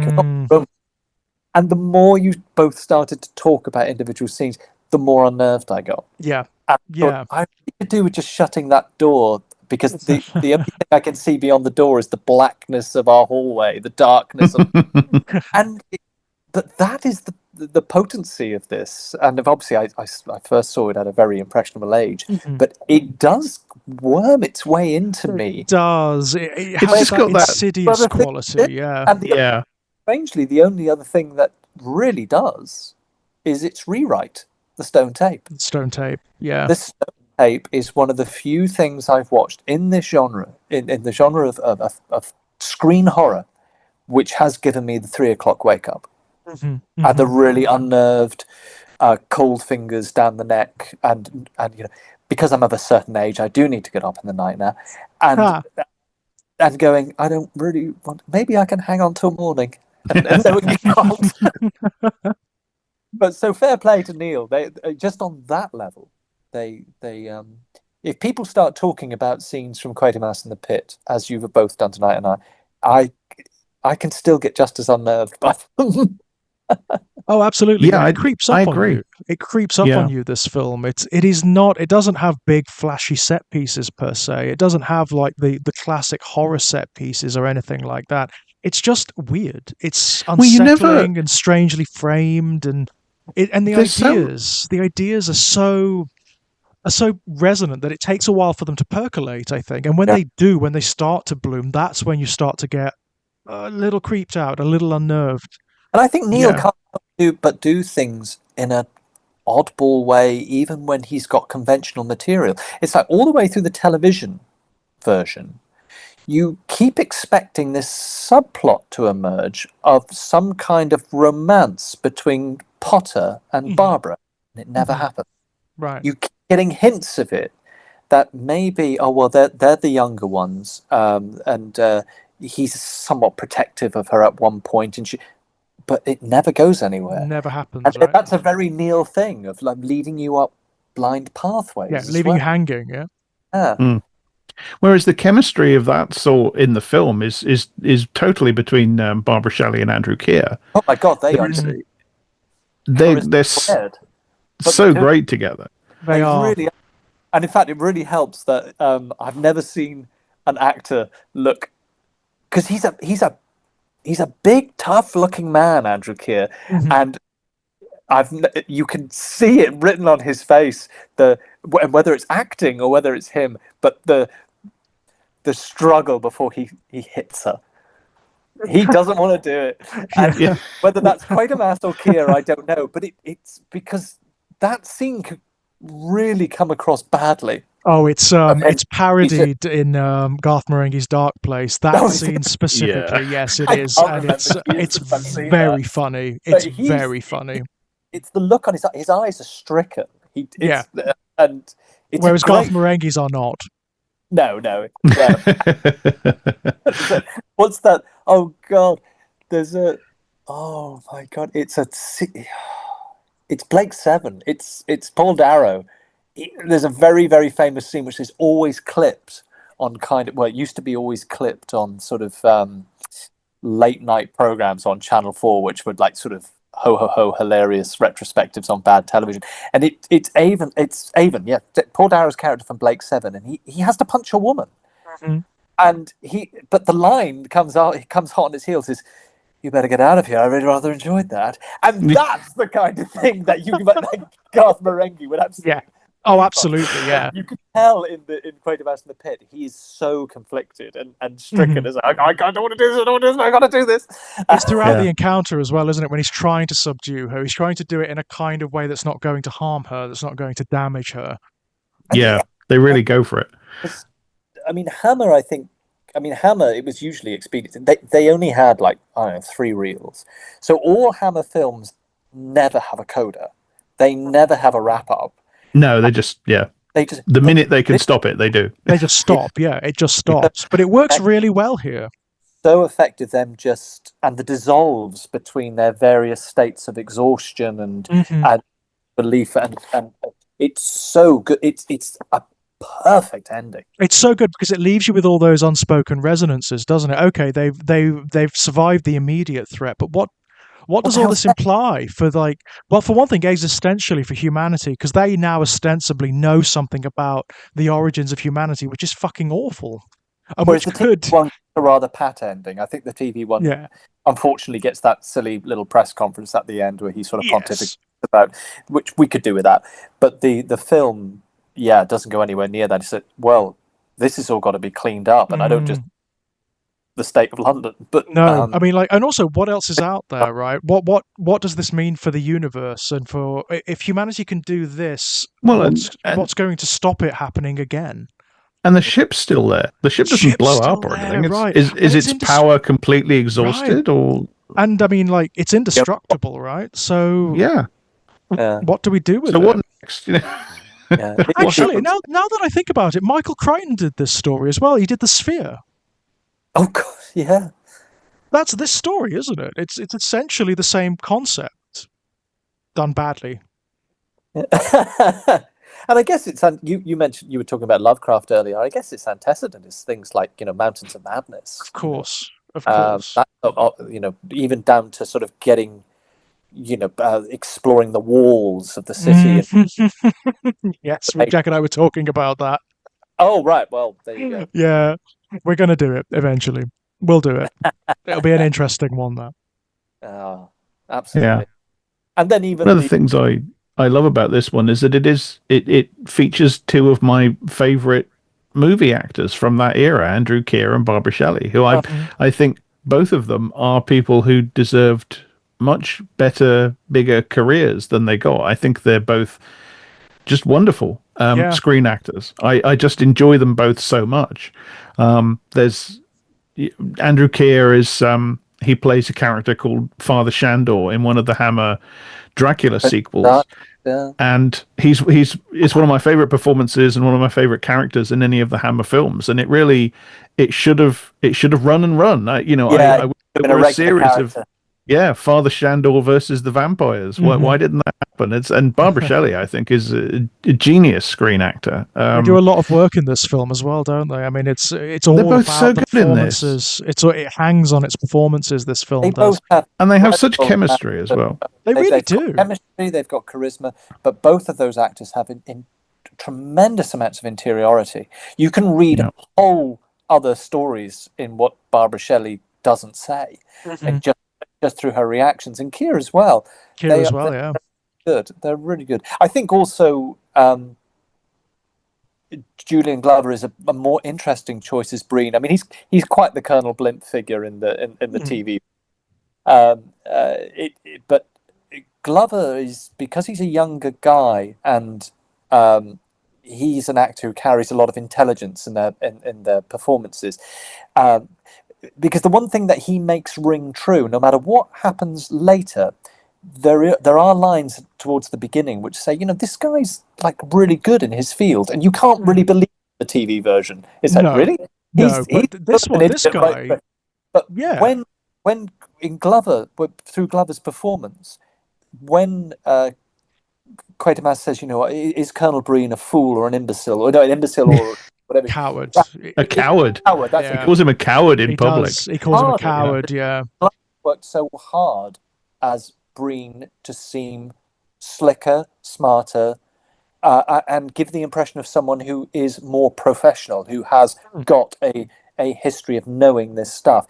I think the other actor goes for rather too broad I'll just play a bluff colonel. It hasn't really done it. But Julian Glover, I think, really finds something, even though obviously what Keir and Shelley are doing are going to dwarf everyone else. Yeah. But I think he gives a nicely intelligent, quiet performance as Breen. He does, actually, and I like the fact that, I mean, there are layers to the performance as well. Like after the incident with the drill and the vibrations, it really affects him profoundly, and it's a fear reaction, isn't it? He doesn't want to accept what he probably knows on a subconscious level, that this is outside of his jurisdiction, it's outside of his comprehension, and that's what drives him to his idiotic rationalizations and bizarre conspiracy theories. I read. In the Glover performance, I read him as a man who is sort of constantly at war with his own temper, and he's fine as long as he's getting his own way. Yes, but when he's presented with a challenge, he's instantly furious, and he has to. Yeah, he has to try to control it, and he has great difficulty. He does clearly. He's trying with Quatermass at the start. He's making an effort to be amiable. He really is. He invites him to dinner, doesn't he? He offers him his car. He's trying to be, to meet him on a certain level. Yes, but it's when things start happening that are out of his control, and he's clearly out of his depth, that he cannot handle it. He cannot handle being on the back foot. And it's really, again, it's a wonderful performance. I mean, it's not controversial to say Julian Glover, good performance, Right, but yeah. The casting is exquisite, even down to the minor roles. Across the board. Just across the board, the casting, the acting is just brilliant. It's absolutely brilliant. But Andrew Keir's daughter is Julie T. Wallace, the actor. I don't know if you remember Julie T. Wallace. She had her moment. I guess her big moment was in the 1980s when she was in The Lives and Loves of a She-Devil. But she turned up in a Bond film, and she did quite a few other things. She I know who you mean. Yes. Oh. Quite very interesting actress, but I don't think she had, well, a bit like him, really. She sort of had a moment and sort of got forgotten about. And that was it. Yeah, she was a very specific casting, but yes, I saw her in, I can't remember what it was. There is something specific that I'm thinking of that she's in where she's really good. It's a sort of medium to small, I can't remember. This is going to annoy me now. I'm going to have to try to remember what it is. I've got a feeling she might have done something with Jarman maybe as well. It's a long time since I've seen the Derek Jarman film, so I really must rewatch a lot of his research. But I think she might have done something with Derek Jarman, perhaps. I don't know, but so that's his daughter. I didn't know that. That's interesting. Yeah.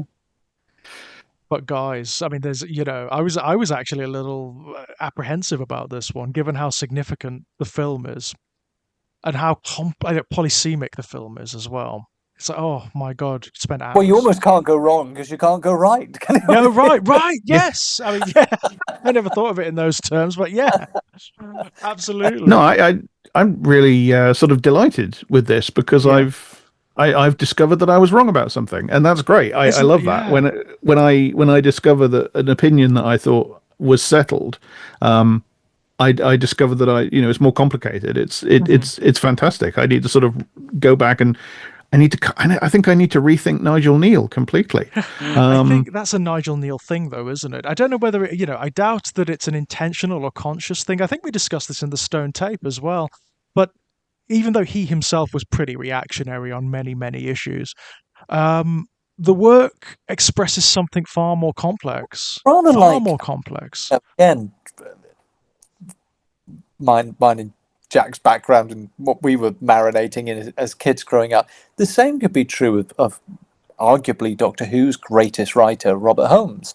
I mean, he was, imagine Leo Tory, really. The man was the last editor of John Bull magazine, for God's sake. Let's be honest. And yet, some of the stuff that manifests in his scripts, is extraordinary, even compared. I mean, I always find that the wonderful irony, because Doctor Who in the 1960s, 1970s had another writer who contributed regular scripts. He was a member of the British Communist Party and he had his communist bona fides. Yeah. He didn't write anywhere near as radically as Holmes, who was the last editor of John Bull magazine. This is interesting, because I've actually been, I told you this, George, I've been rewatching some of these old classic Doctor Who's, that I associate with my youth, because I was watching them as they were coming out on BBC Video in the 90s. And I came off the late Troughtons that I was watching into the third Doctor era, the John Pertwees, the early John Pertwees, which is the first lot are in colour. And that season, particularly that first season of Pertwee stories, they are heavily, heavily indebted to Nigel Kneale and Quatermass. Very, very much so. And one of the ones I watched was, I think it's Pertwee's it's only his second story, which is well, it's actually got the slightly odd title of Doctor Who and the Silurians. That's not the normal titling format. I don't know why that one got called that, but it did. but it's Malcolm Hulke, the writer that Elliot is talking about, the communist or former communist writer. It's a story that is generally thought of by fandom as being this sort of liberal plea for tolerance, and it's incredibly reactionary. It's actually, I read it as an anti-immigrant screed on a rewatch. I think the thing that the reading that most people have is exactly wrong. I think it's the other way around. Interesting.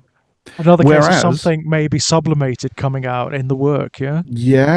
Of course, this is the Stalinist communism of that era, so it's not as surprising. Blind alley, I think, as a viewer of that story, is because the Doctor seems to make an awful lot of noise about trying to find a peaceful solution between these two races, the humans, the Earth humans and the Earth Silurians, and so he's therefore making a lot of noise about being a mediator, and so therefore, and then there's one Silurian we meet who seems to be quite open to this, but that's literally all there is. Yeah, the rest isn't saying that at all. In fact, one of the things where I think the story is where it clearly sort of falls down as not really being as complex as all that, is that what it should have done was, just purely in dramatic terms, is it's quite good at characterizing all the human roles. All the human roles have something driving them. There's one guy, he's like an ex-soldier who's got like something bad's happened in his past and he's trying to overcome it. You've got a scientist who's really excited about making first contact with a new species, and that leads him into trouble. Then you've got one who's just worried about his career and all that. But there's no reflection of these people in the Silurian society. They're just a block. They're just the Silurians. So therefore, the whole idea of this being, a proper story about mediation and about understanding and brokering a peace, it isn't there. Jack's right. It is just like, can't have the genocide is committed by the regular characters at the end, and it's sort of like, okay, and then this is the thing. The Brigadier, the famous character, the Brigadier, in that really he begins in the Troughton era, but he becomes a regular in the early Pertwee era. He is, and the whole unit setup, the Doctor on Earth working for UNIT and the Brigadier and everything, it's heavily derived from Quatermass and The Pit. Yeah. And you see that the whole ensemble thing, Yeah, you see that very clearly, particularly in the movie version. But the thing is, the Brigadier is a softened version of Breen. He is essentially Breen, but a nice guy. He's the open-minded version of Breen. He's the version of Breen who will listen to Quatermass, right? Except that, he's come down to us as this cuddly figure. Except that when you watch these early Pertwee stories, the Brigadier actually keeps doing things that are just awful, particularly in the Silurians, where he does actually commit genocide. Is it another case of another thing we were talking about, Jack, where characters are good because the text frames them as good because it tells you they are good. And even with the Doctor as well, because when the Doctor witnesses this genocide, you never get the sense that he's really that bothered that these people, these what are to us alien people, have died. He's more pissed off because it's like, oh, they were really advanced, and I could have been got in and found out they did shit. And it's like, really, that's all you want. But the thing about the Silurians that wrong-foots people is that the conceit of the story is that there's this intelligent, civilized race who existed on Earth before humanity, they evolved. They evolved from reptiles, whereas we evolved from apes. Yeah. And there's a colony of them in these caves, and we wake them up. Again, it's heavily influenced by precisely this story, as you can see. But the thing that makes people interpret this as a be nice to the immigrants story is that it seems as if we, humanity, are meant to be the immigrants. Okay. It because we're the race that evolved afterwards. Right? Okay. But that's yes, literally, that's the plot. But in terms of everything else about the aesthetics and the import and the connotations of course, the show, the Silurians are the aliens, aren't they? They're the aliens de jure. The alien newcomers. They just are. It doesn't matter that they've been there the whole time. They just are the alien newcomers, and they are presented as, with one exception, etc. Yeah, with one exception, they are presented as just a uniform blob of irrational hostility. Who effectively throw anthrax at Waterloo Station. Yeah. I mean, that's funny because that's a sin that's carried over into the New Who whenever the Silurians turn up. It tries its damnedest. It tries to tell you that, oh, actually, they're just people. Oh, they're just like you. And it's like, no, they're fucking not. They're clearly, in the framing of this episode, you're not presenting them in that way. You're just telling us that that's what they are. Help but frame, and like an awful lot of science fiction of its ilk, it cannot help but frame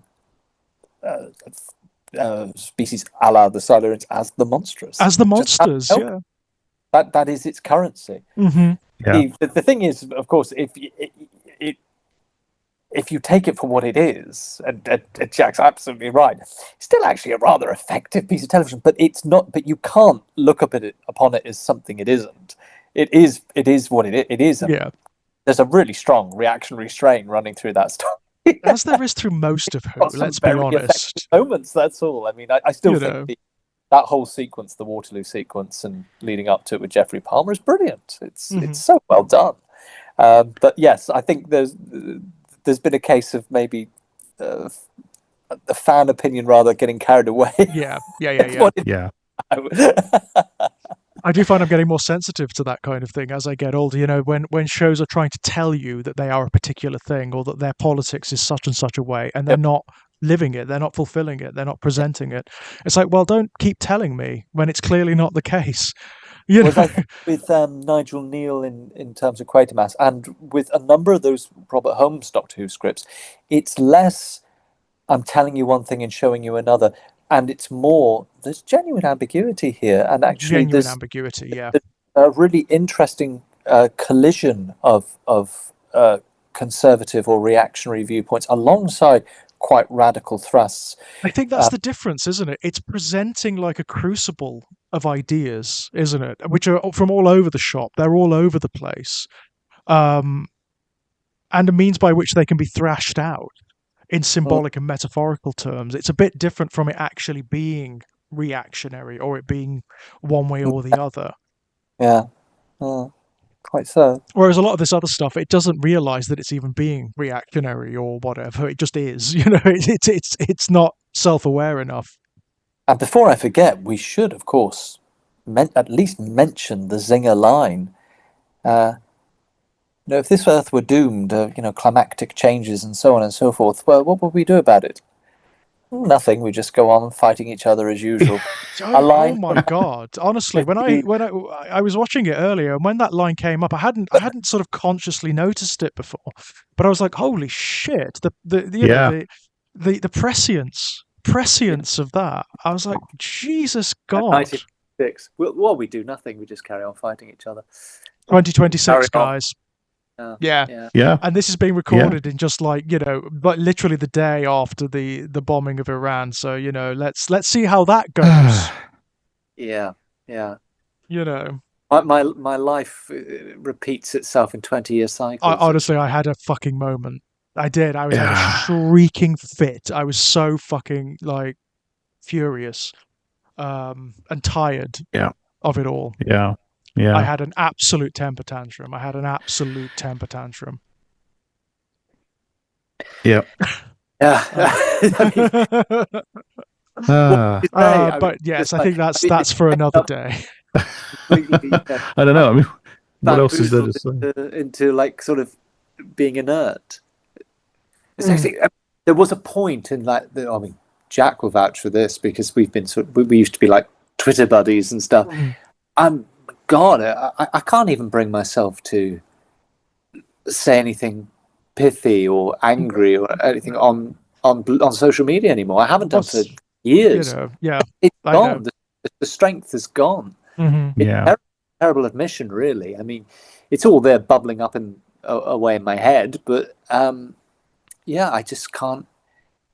You know, Oh, I get it. I totally get it. I mean, it's it yeah, would it's just be a Munkian scream that would just go on, Yeah. on, yeah, on forever. yeah. I think that's part of the fear, isn't it? If you start, you won't stop, right?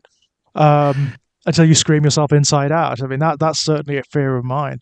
Also, the realization that the difference between being a younger man and engaging with politics was that, and a middle-aged man engaging with politics is, when I was a younger man engaging with politics, of course, I was also engaging with the thrill of the form that Mhm, politics. mhm. I was engaging with the thrill of believing myself to be a radical, Yeah. engaging with the thrill of doing more than just saying shit. Mhm, And mhm. now it's there's no thrill in it because you're middle aged and you really know it's not a game anymore. No, and it's Yeah, filthy, isn't it? I it's mean, it's tainting, isn't it? That's what I get from it. The whole fucking like cauldron of it is just full of sewage. It's and completely yeah, corrupt. It's almost like by engaging with it, you'll corrupt yourself. You'll taint yourself. and also not knowing necessarily how to engage anymore because all the old ways you used to engage, you have now found out that the means by which you engaged are sullied, or the Hmm. organisation or groups that you somehow got connected with have been sullied by Hmm. something. And it's not talking about ideological purity. Of course, we all Right. hold on to some degree in whatever we do. Even if it's to go and bloody vote, you hold your nose and then wash your hands and Hmm. bleed afterwards. Hmm. But there is certain. I feel there's certainly an age that I've reached where said this is just it's. Where do I start? I Yeah. knew more when I knew less. It was Hmm. better when I was younger because at least Hmm. there was the thrill of the game. There was the Yeah. engagement as well, wasn't there? It was Uh, just it was energizing, wasn't it? That's what I found. I mean, I was in the protest down in London against the Iraq invasion when the police started to get, So very was I. unpleasant. Yeah, you were there too. Oh no, fuck off. That's really strange, isn't it? That's really Yeah. bizarre.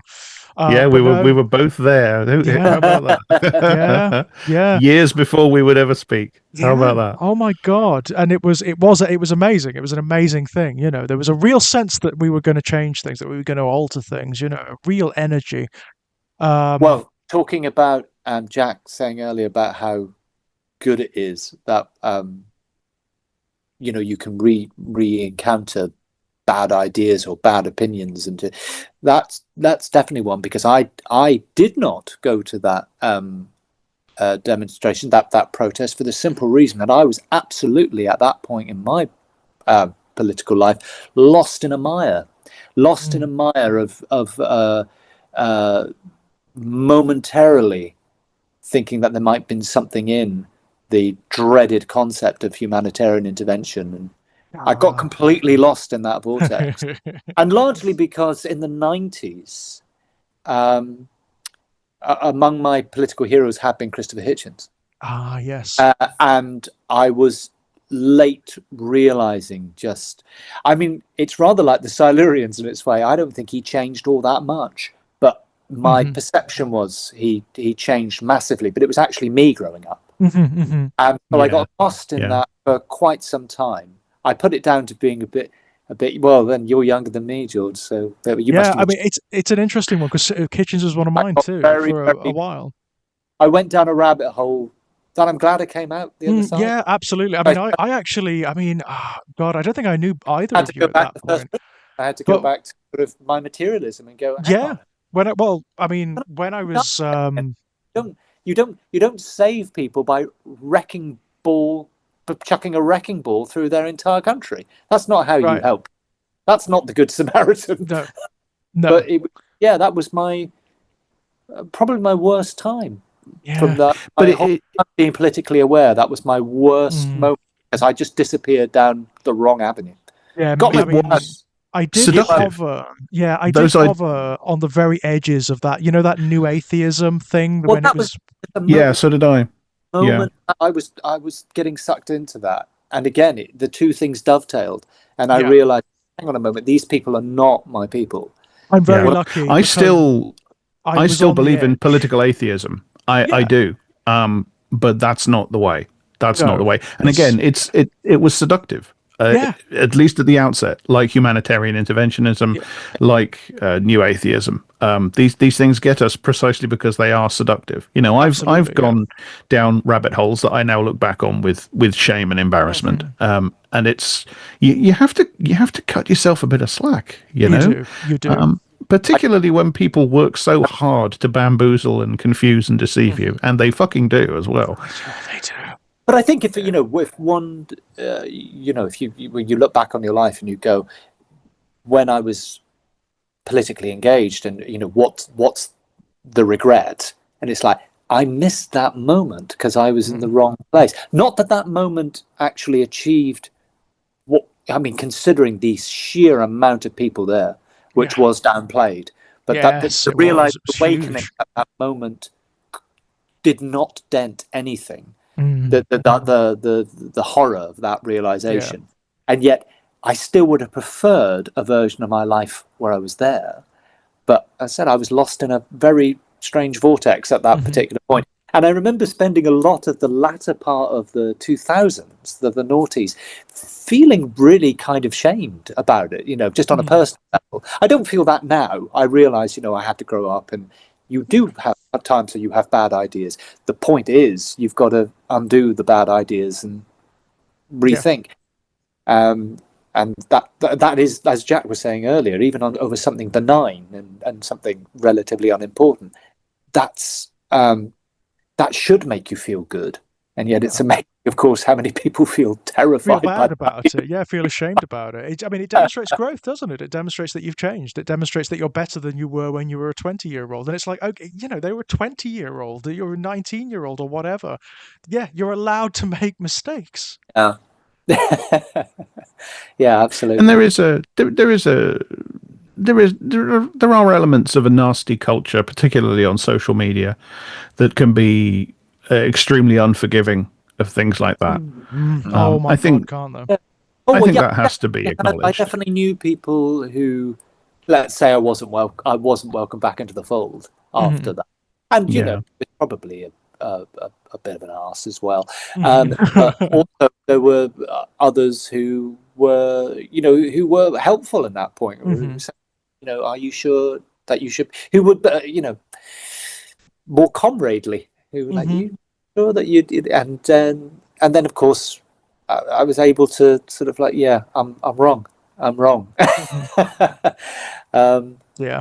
yeah, I just feel but very happy that I didn't get further into it because it was just when I was starting my YouTube channel, and a lot of the people I sort of hung around with and spoke to were sort of on the edges of that community, mm, but again, and it's like anything. It was easy answers, and I think it was a time yes, where I was probably a little bit, I'd spent rather like Jack and yourself by the sounds of it. The political engagement came quite early in my life, mhm, and when I'd hit upon um, when I started to lean more in towards materialism as the underpinning of my political outlook, and then I got fatigued by it because yeah, I remember being young and in a hurry because you are in a hurry when you're young and thinking, yeah, well, this is difficult, and then there was some that was being touted by people I admired that was easier. And that's when you realize you're in trouble, because it's like, oh, well, firstly, I'm behaving a little bit culty because it's a cult of personality. And secondly, the cult of personality is providing me with an easier set of paradigms than the thing that I was engaging with, which was harder. That really was it for me. That's what drove me away ultimately. It was the coalescence of little cults of personality in that community, and the way it was all too easy, all the solutions. And it was the realization that they were acting, their little communities and congregations were acting in exactly the same way as the religious communities that they were critiquing. Fundamentalism. Yeah, I was like, with me, it was the thing that just completely cured me, because I read the God Delusion, and I thought, well, bits of this are quite good, bits of this are sort of cringe. It's okay. And I read the Hitchens one, and I was already by this point starting to be disillusioned with Hitchens. And I remember thinking to myself, wow, an entire book all about, ostensibly about the history of atheism, and you don't mention Shelley once, the author of the first atheist pamphlet published in English. I wonder why. I wonder why that is, Chris. And then it was... would know his Shelley, for Christ's sake. Who would know? He absolutely would, But it was Sam Harris that cured me of it, because I read The End of Faith, and that book is so abysmally awful that it cured me. I should, to be honest, I should thank Sam Harris, because he cured me forever of any inclination down that road, because I read it with disbelief. I was like, what the fuck is this? Is this supposed to be taken seriously? That book was the last... That was the last nail. That was the last nail for me with the new atheism. I remember reading that, and I got to the bit where he was justifying torture, and his justification ultimately boils down to, we should do it to them before they do it to us. That's it. That is literally, it's infantile. It's fucking infantile.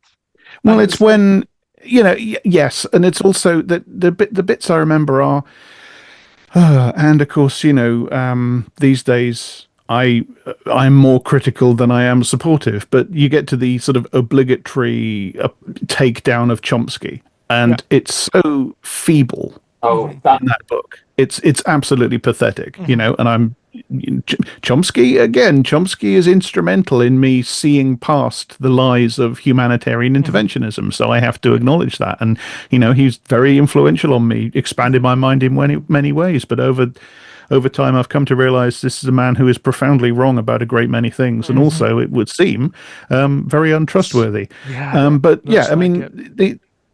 Harris's takedown of Chomsky is absolutely pathetic. There's another bit where he is just mocking and sneering at Arundhati Roy in the most condescending, misogynistic, and deliberately point-missing manner possible.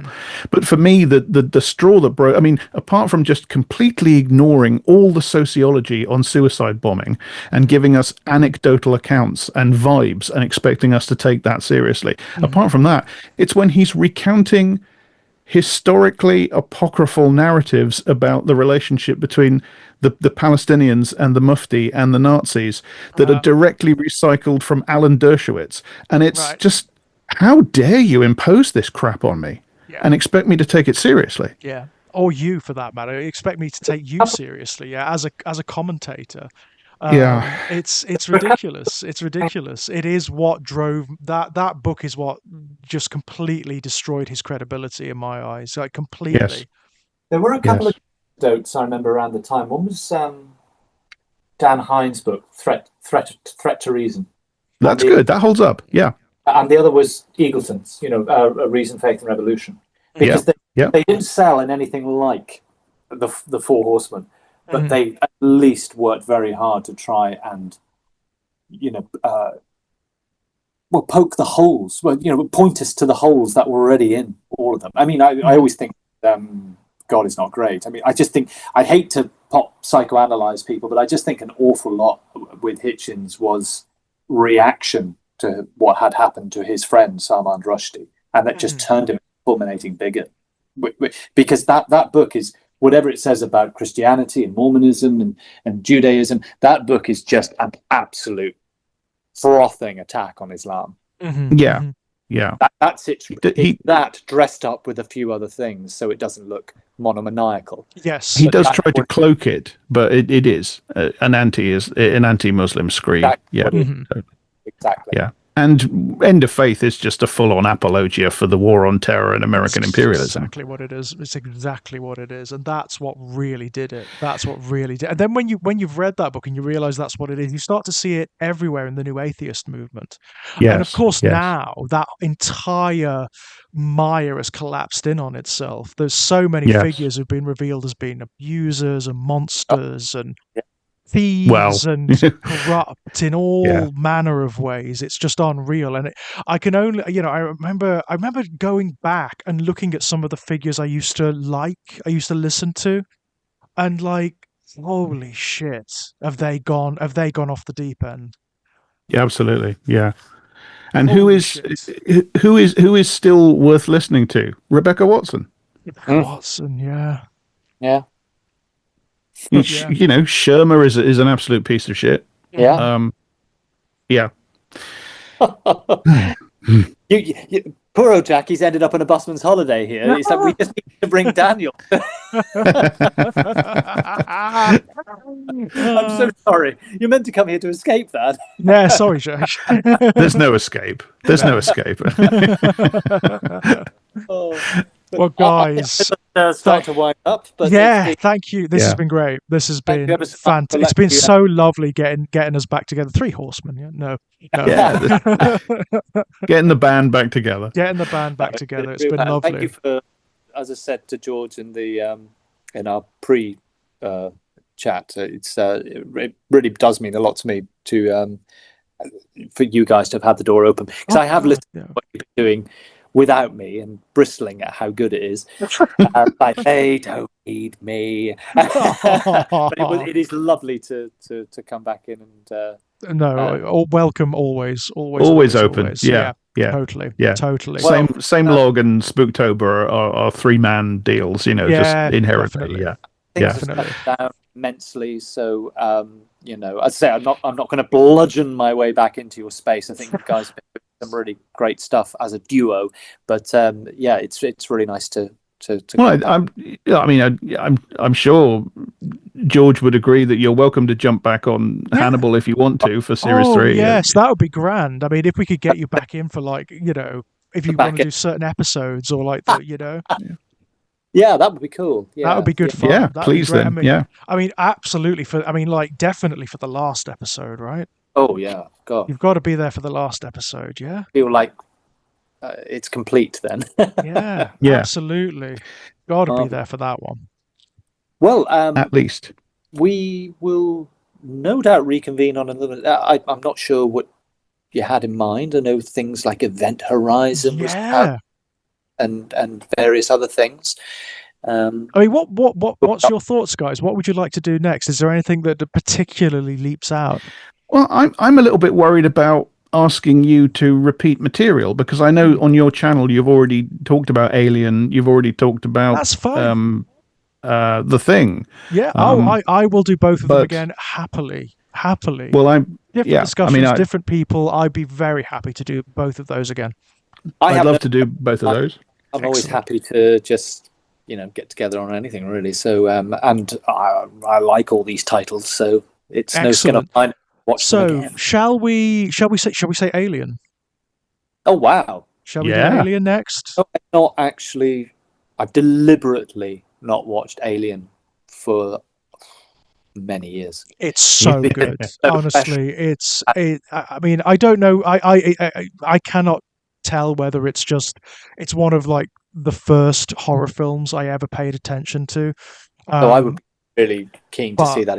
Because there's some things I can chuck on all the time, and I just they're comfort. But there's some things that I like to keep a bit special, and Alien is one. I've deliberately left it years. It's amazing. So, I will happily say to you, it's an incredible bloody film. It's right up there, but there's probably about a dozen films that I deliberately hold off watching because they're so important to me. It's one of them. Herzog's Nosferatu is another. And I don't go back to them too often because they're special. Yeah. I think in that case, this I've is only going got to a finite time left, so I better watch it a couple more times before I wander off to the night. I had another birthday 2 weeks ago. Come on. Oh, don't be such a drama queen. Should be banned. Birthdays should be superb. Well, guys, but again, as always, before we go, anything to chuck out into the ether?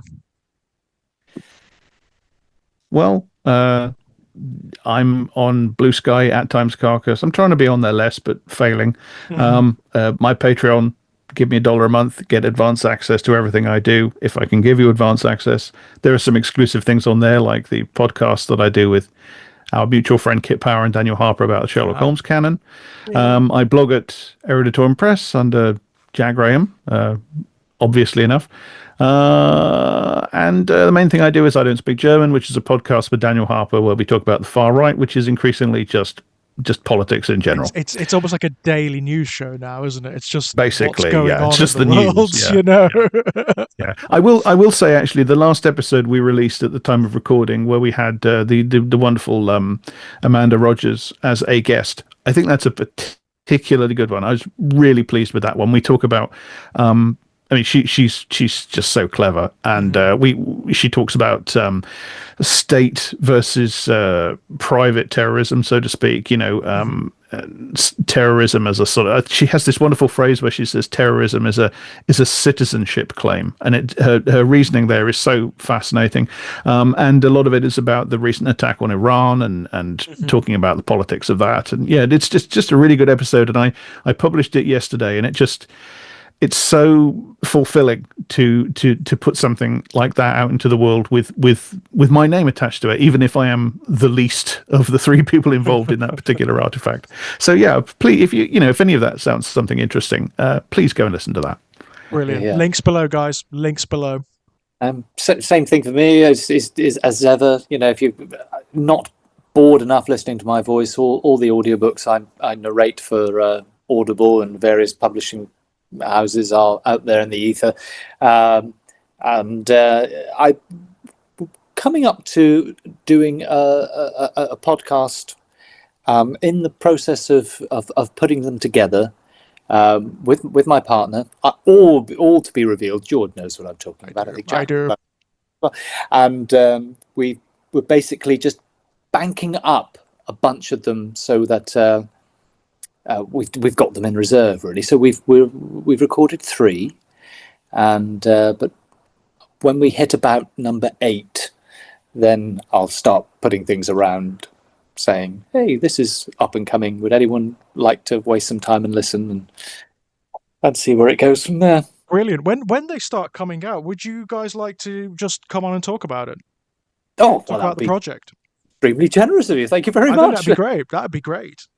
The person I've got involved is someone that I've wanted to get in front of a microphone for ages, because every time this is my partner, because every time we listen to podcasts together, including Not the Same Log, she comes out with these absolute jewels, and I say, "Oh, for heaven's sake, I need to get you in front of a mic." Yeah, we need to get her on. Yeah. Okay. Well, look forward to this, folks. It's Elliot and his partner discussing the merits of various energy drinks. I believe that's what it's about. That's exactly what it is. Yeah. with special episodes where they go to the Japanese death forest and things like that. The sponsorship from Gatorade is incoming.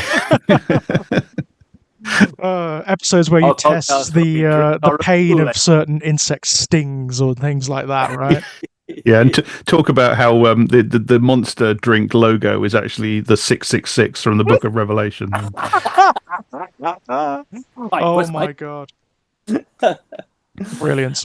As for myself, guys, you can find me here on Exaggerated Elegy. Loads going on around here at the moment. Lots of video game let's plays, lots of discussions like this. It's an active old time on Exaggerated Elegy. Links to all my published work over at strangeplaygrounds.com, all my short story collections and whatnot, and currently the Evil Empire of Amazon as well. If you type in George Daniel Lee, you'll find my author page. There are a couple of bits and pieces over at Arrow Films, the Hellraiser UHD set and the In the Mouth of Madness UHD set have both got extras from me and Kit Power on them. And Nice. Also, over at Ginger Nuts of Horror, there's the ongoing non-fiction series, My Life in Horror. There's a big one coming out over there very soon, probably quite a controversial one. So stay tuned for that. That's going to upset some people, I can tell you. Yeah. Oh, you're doing guys, energy drinks as well, I see. Absolutely, that's exactly it. A very controversial opinion on the old energy drinks. Yeah, absolutely. Yeah. But yeah, guys, this has been great. This has been lovely. It's been wonderful getting back together. And what a subject.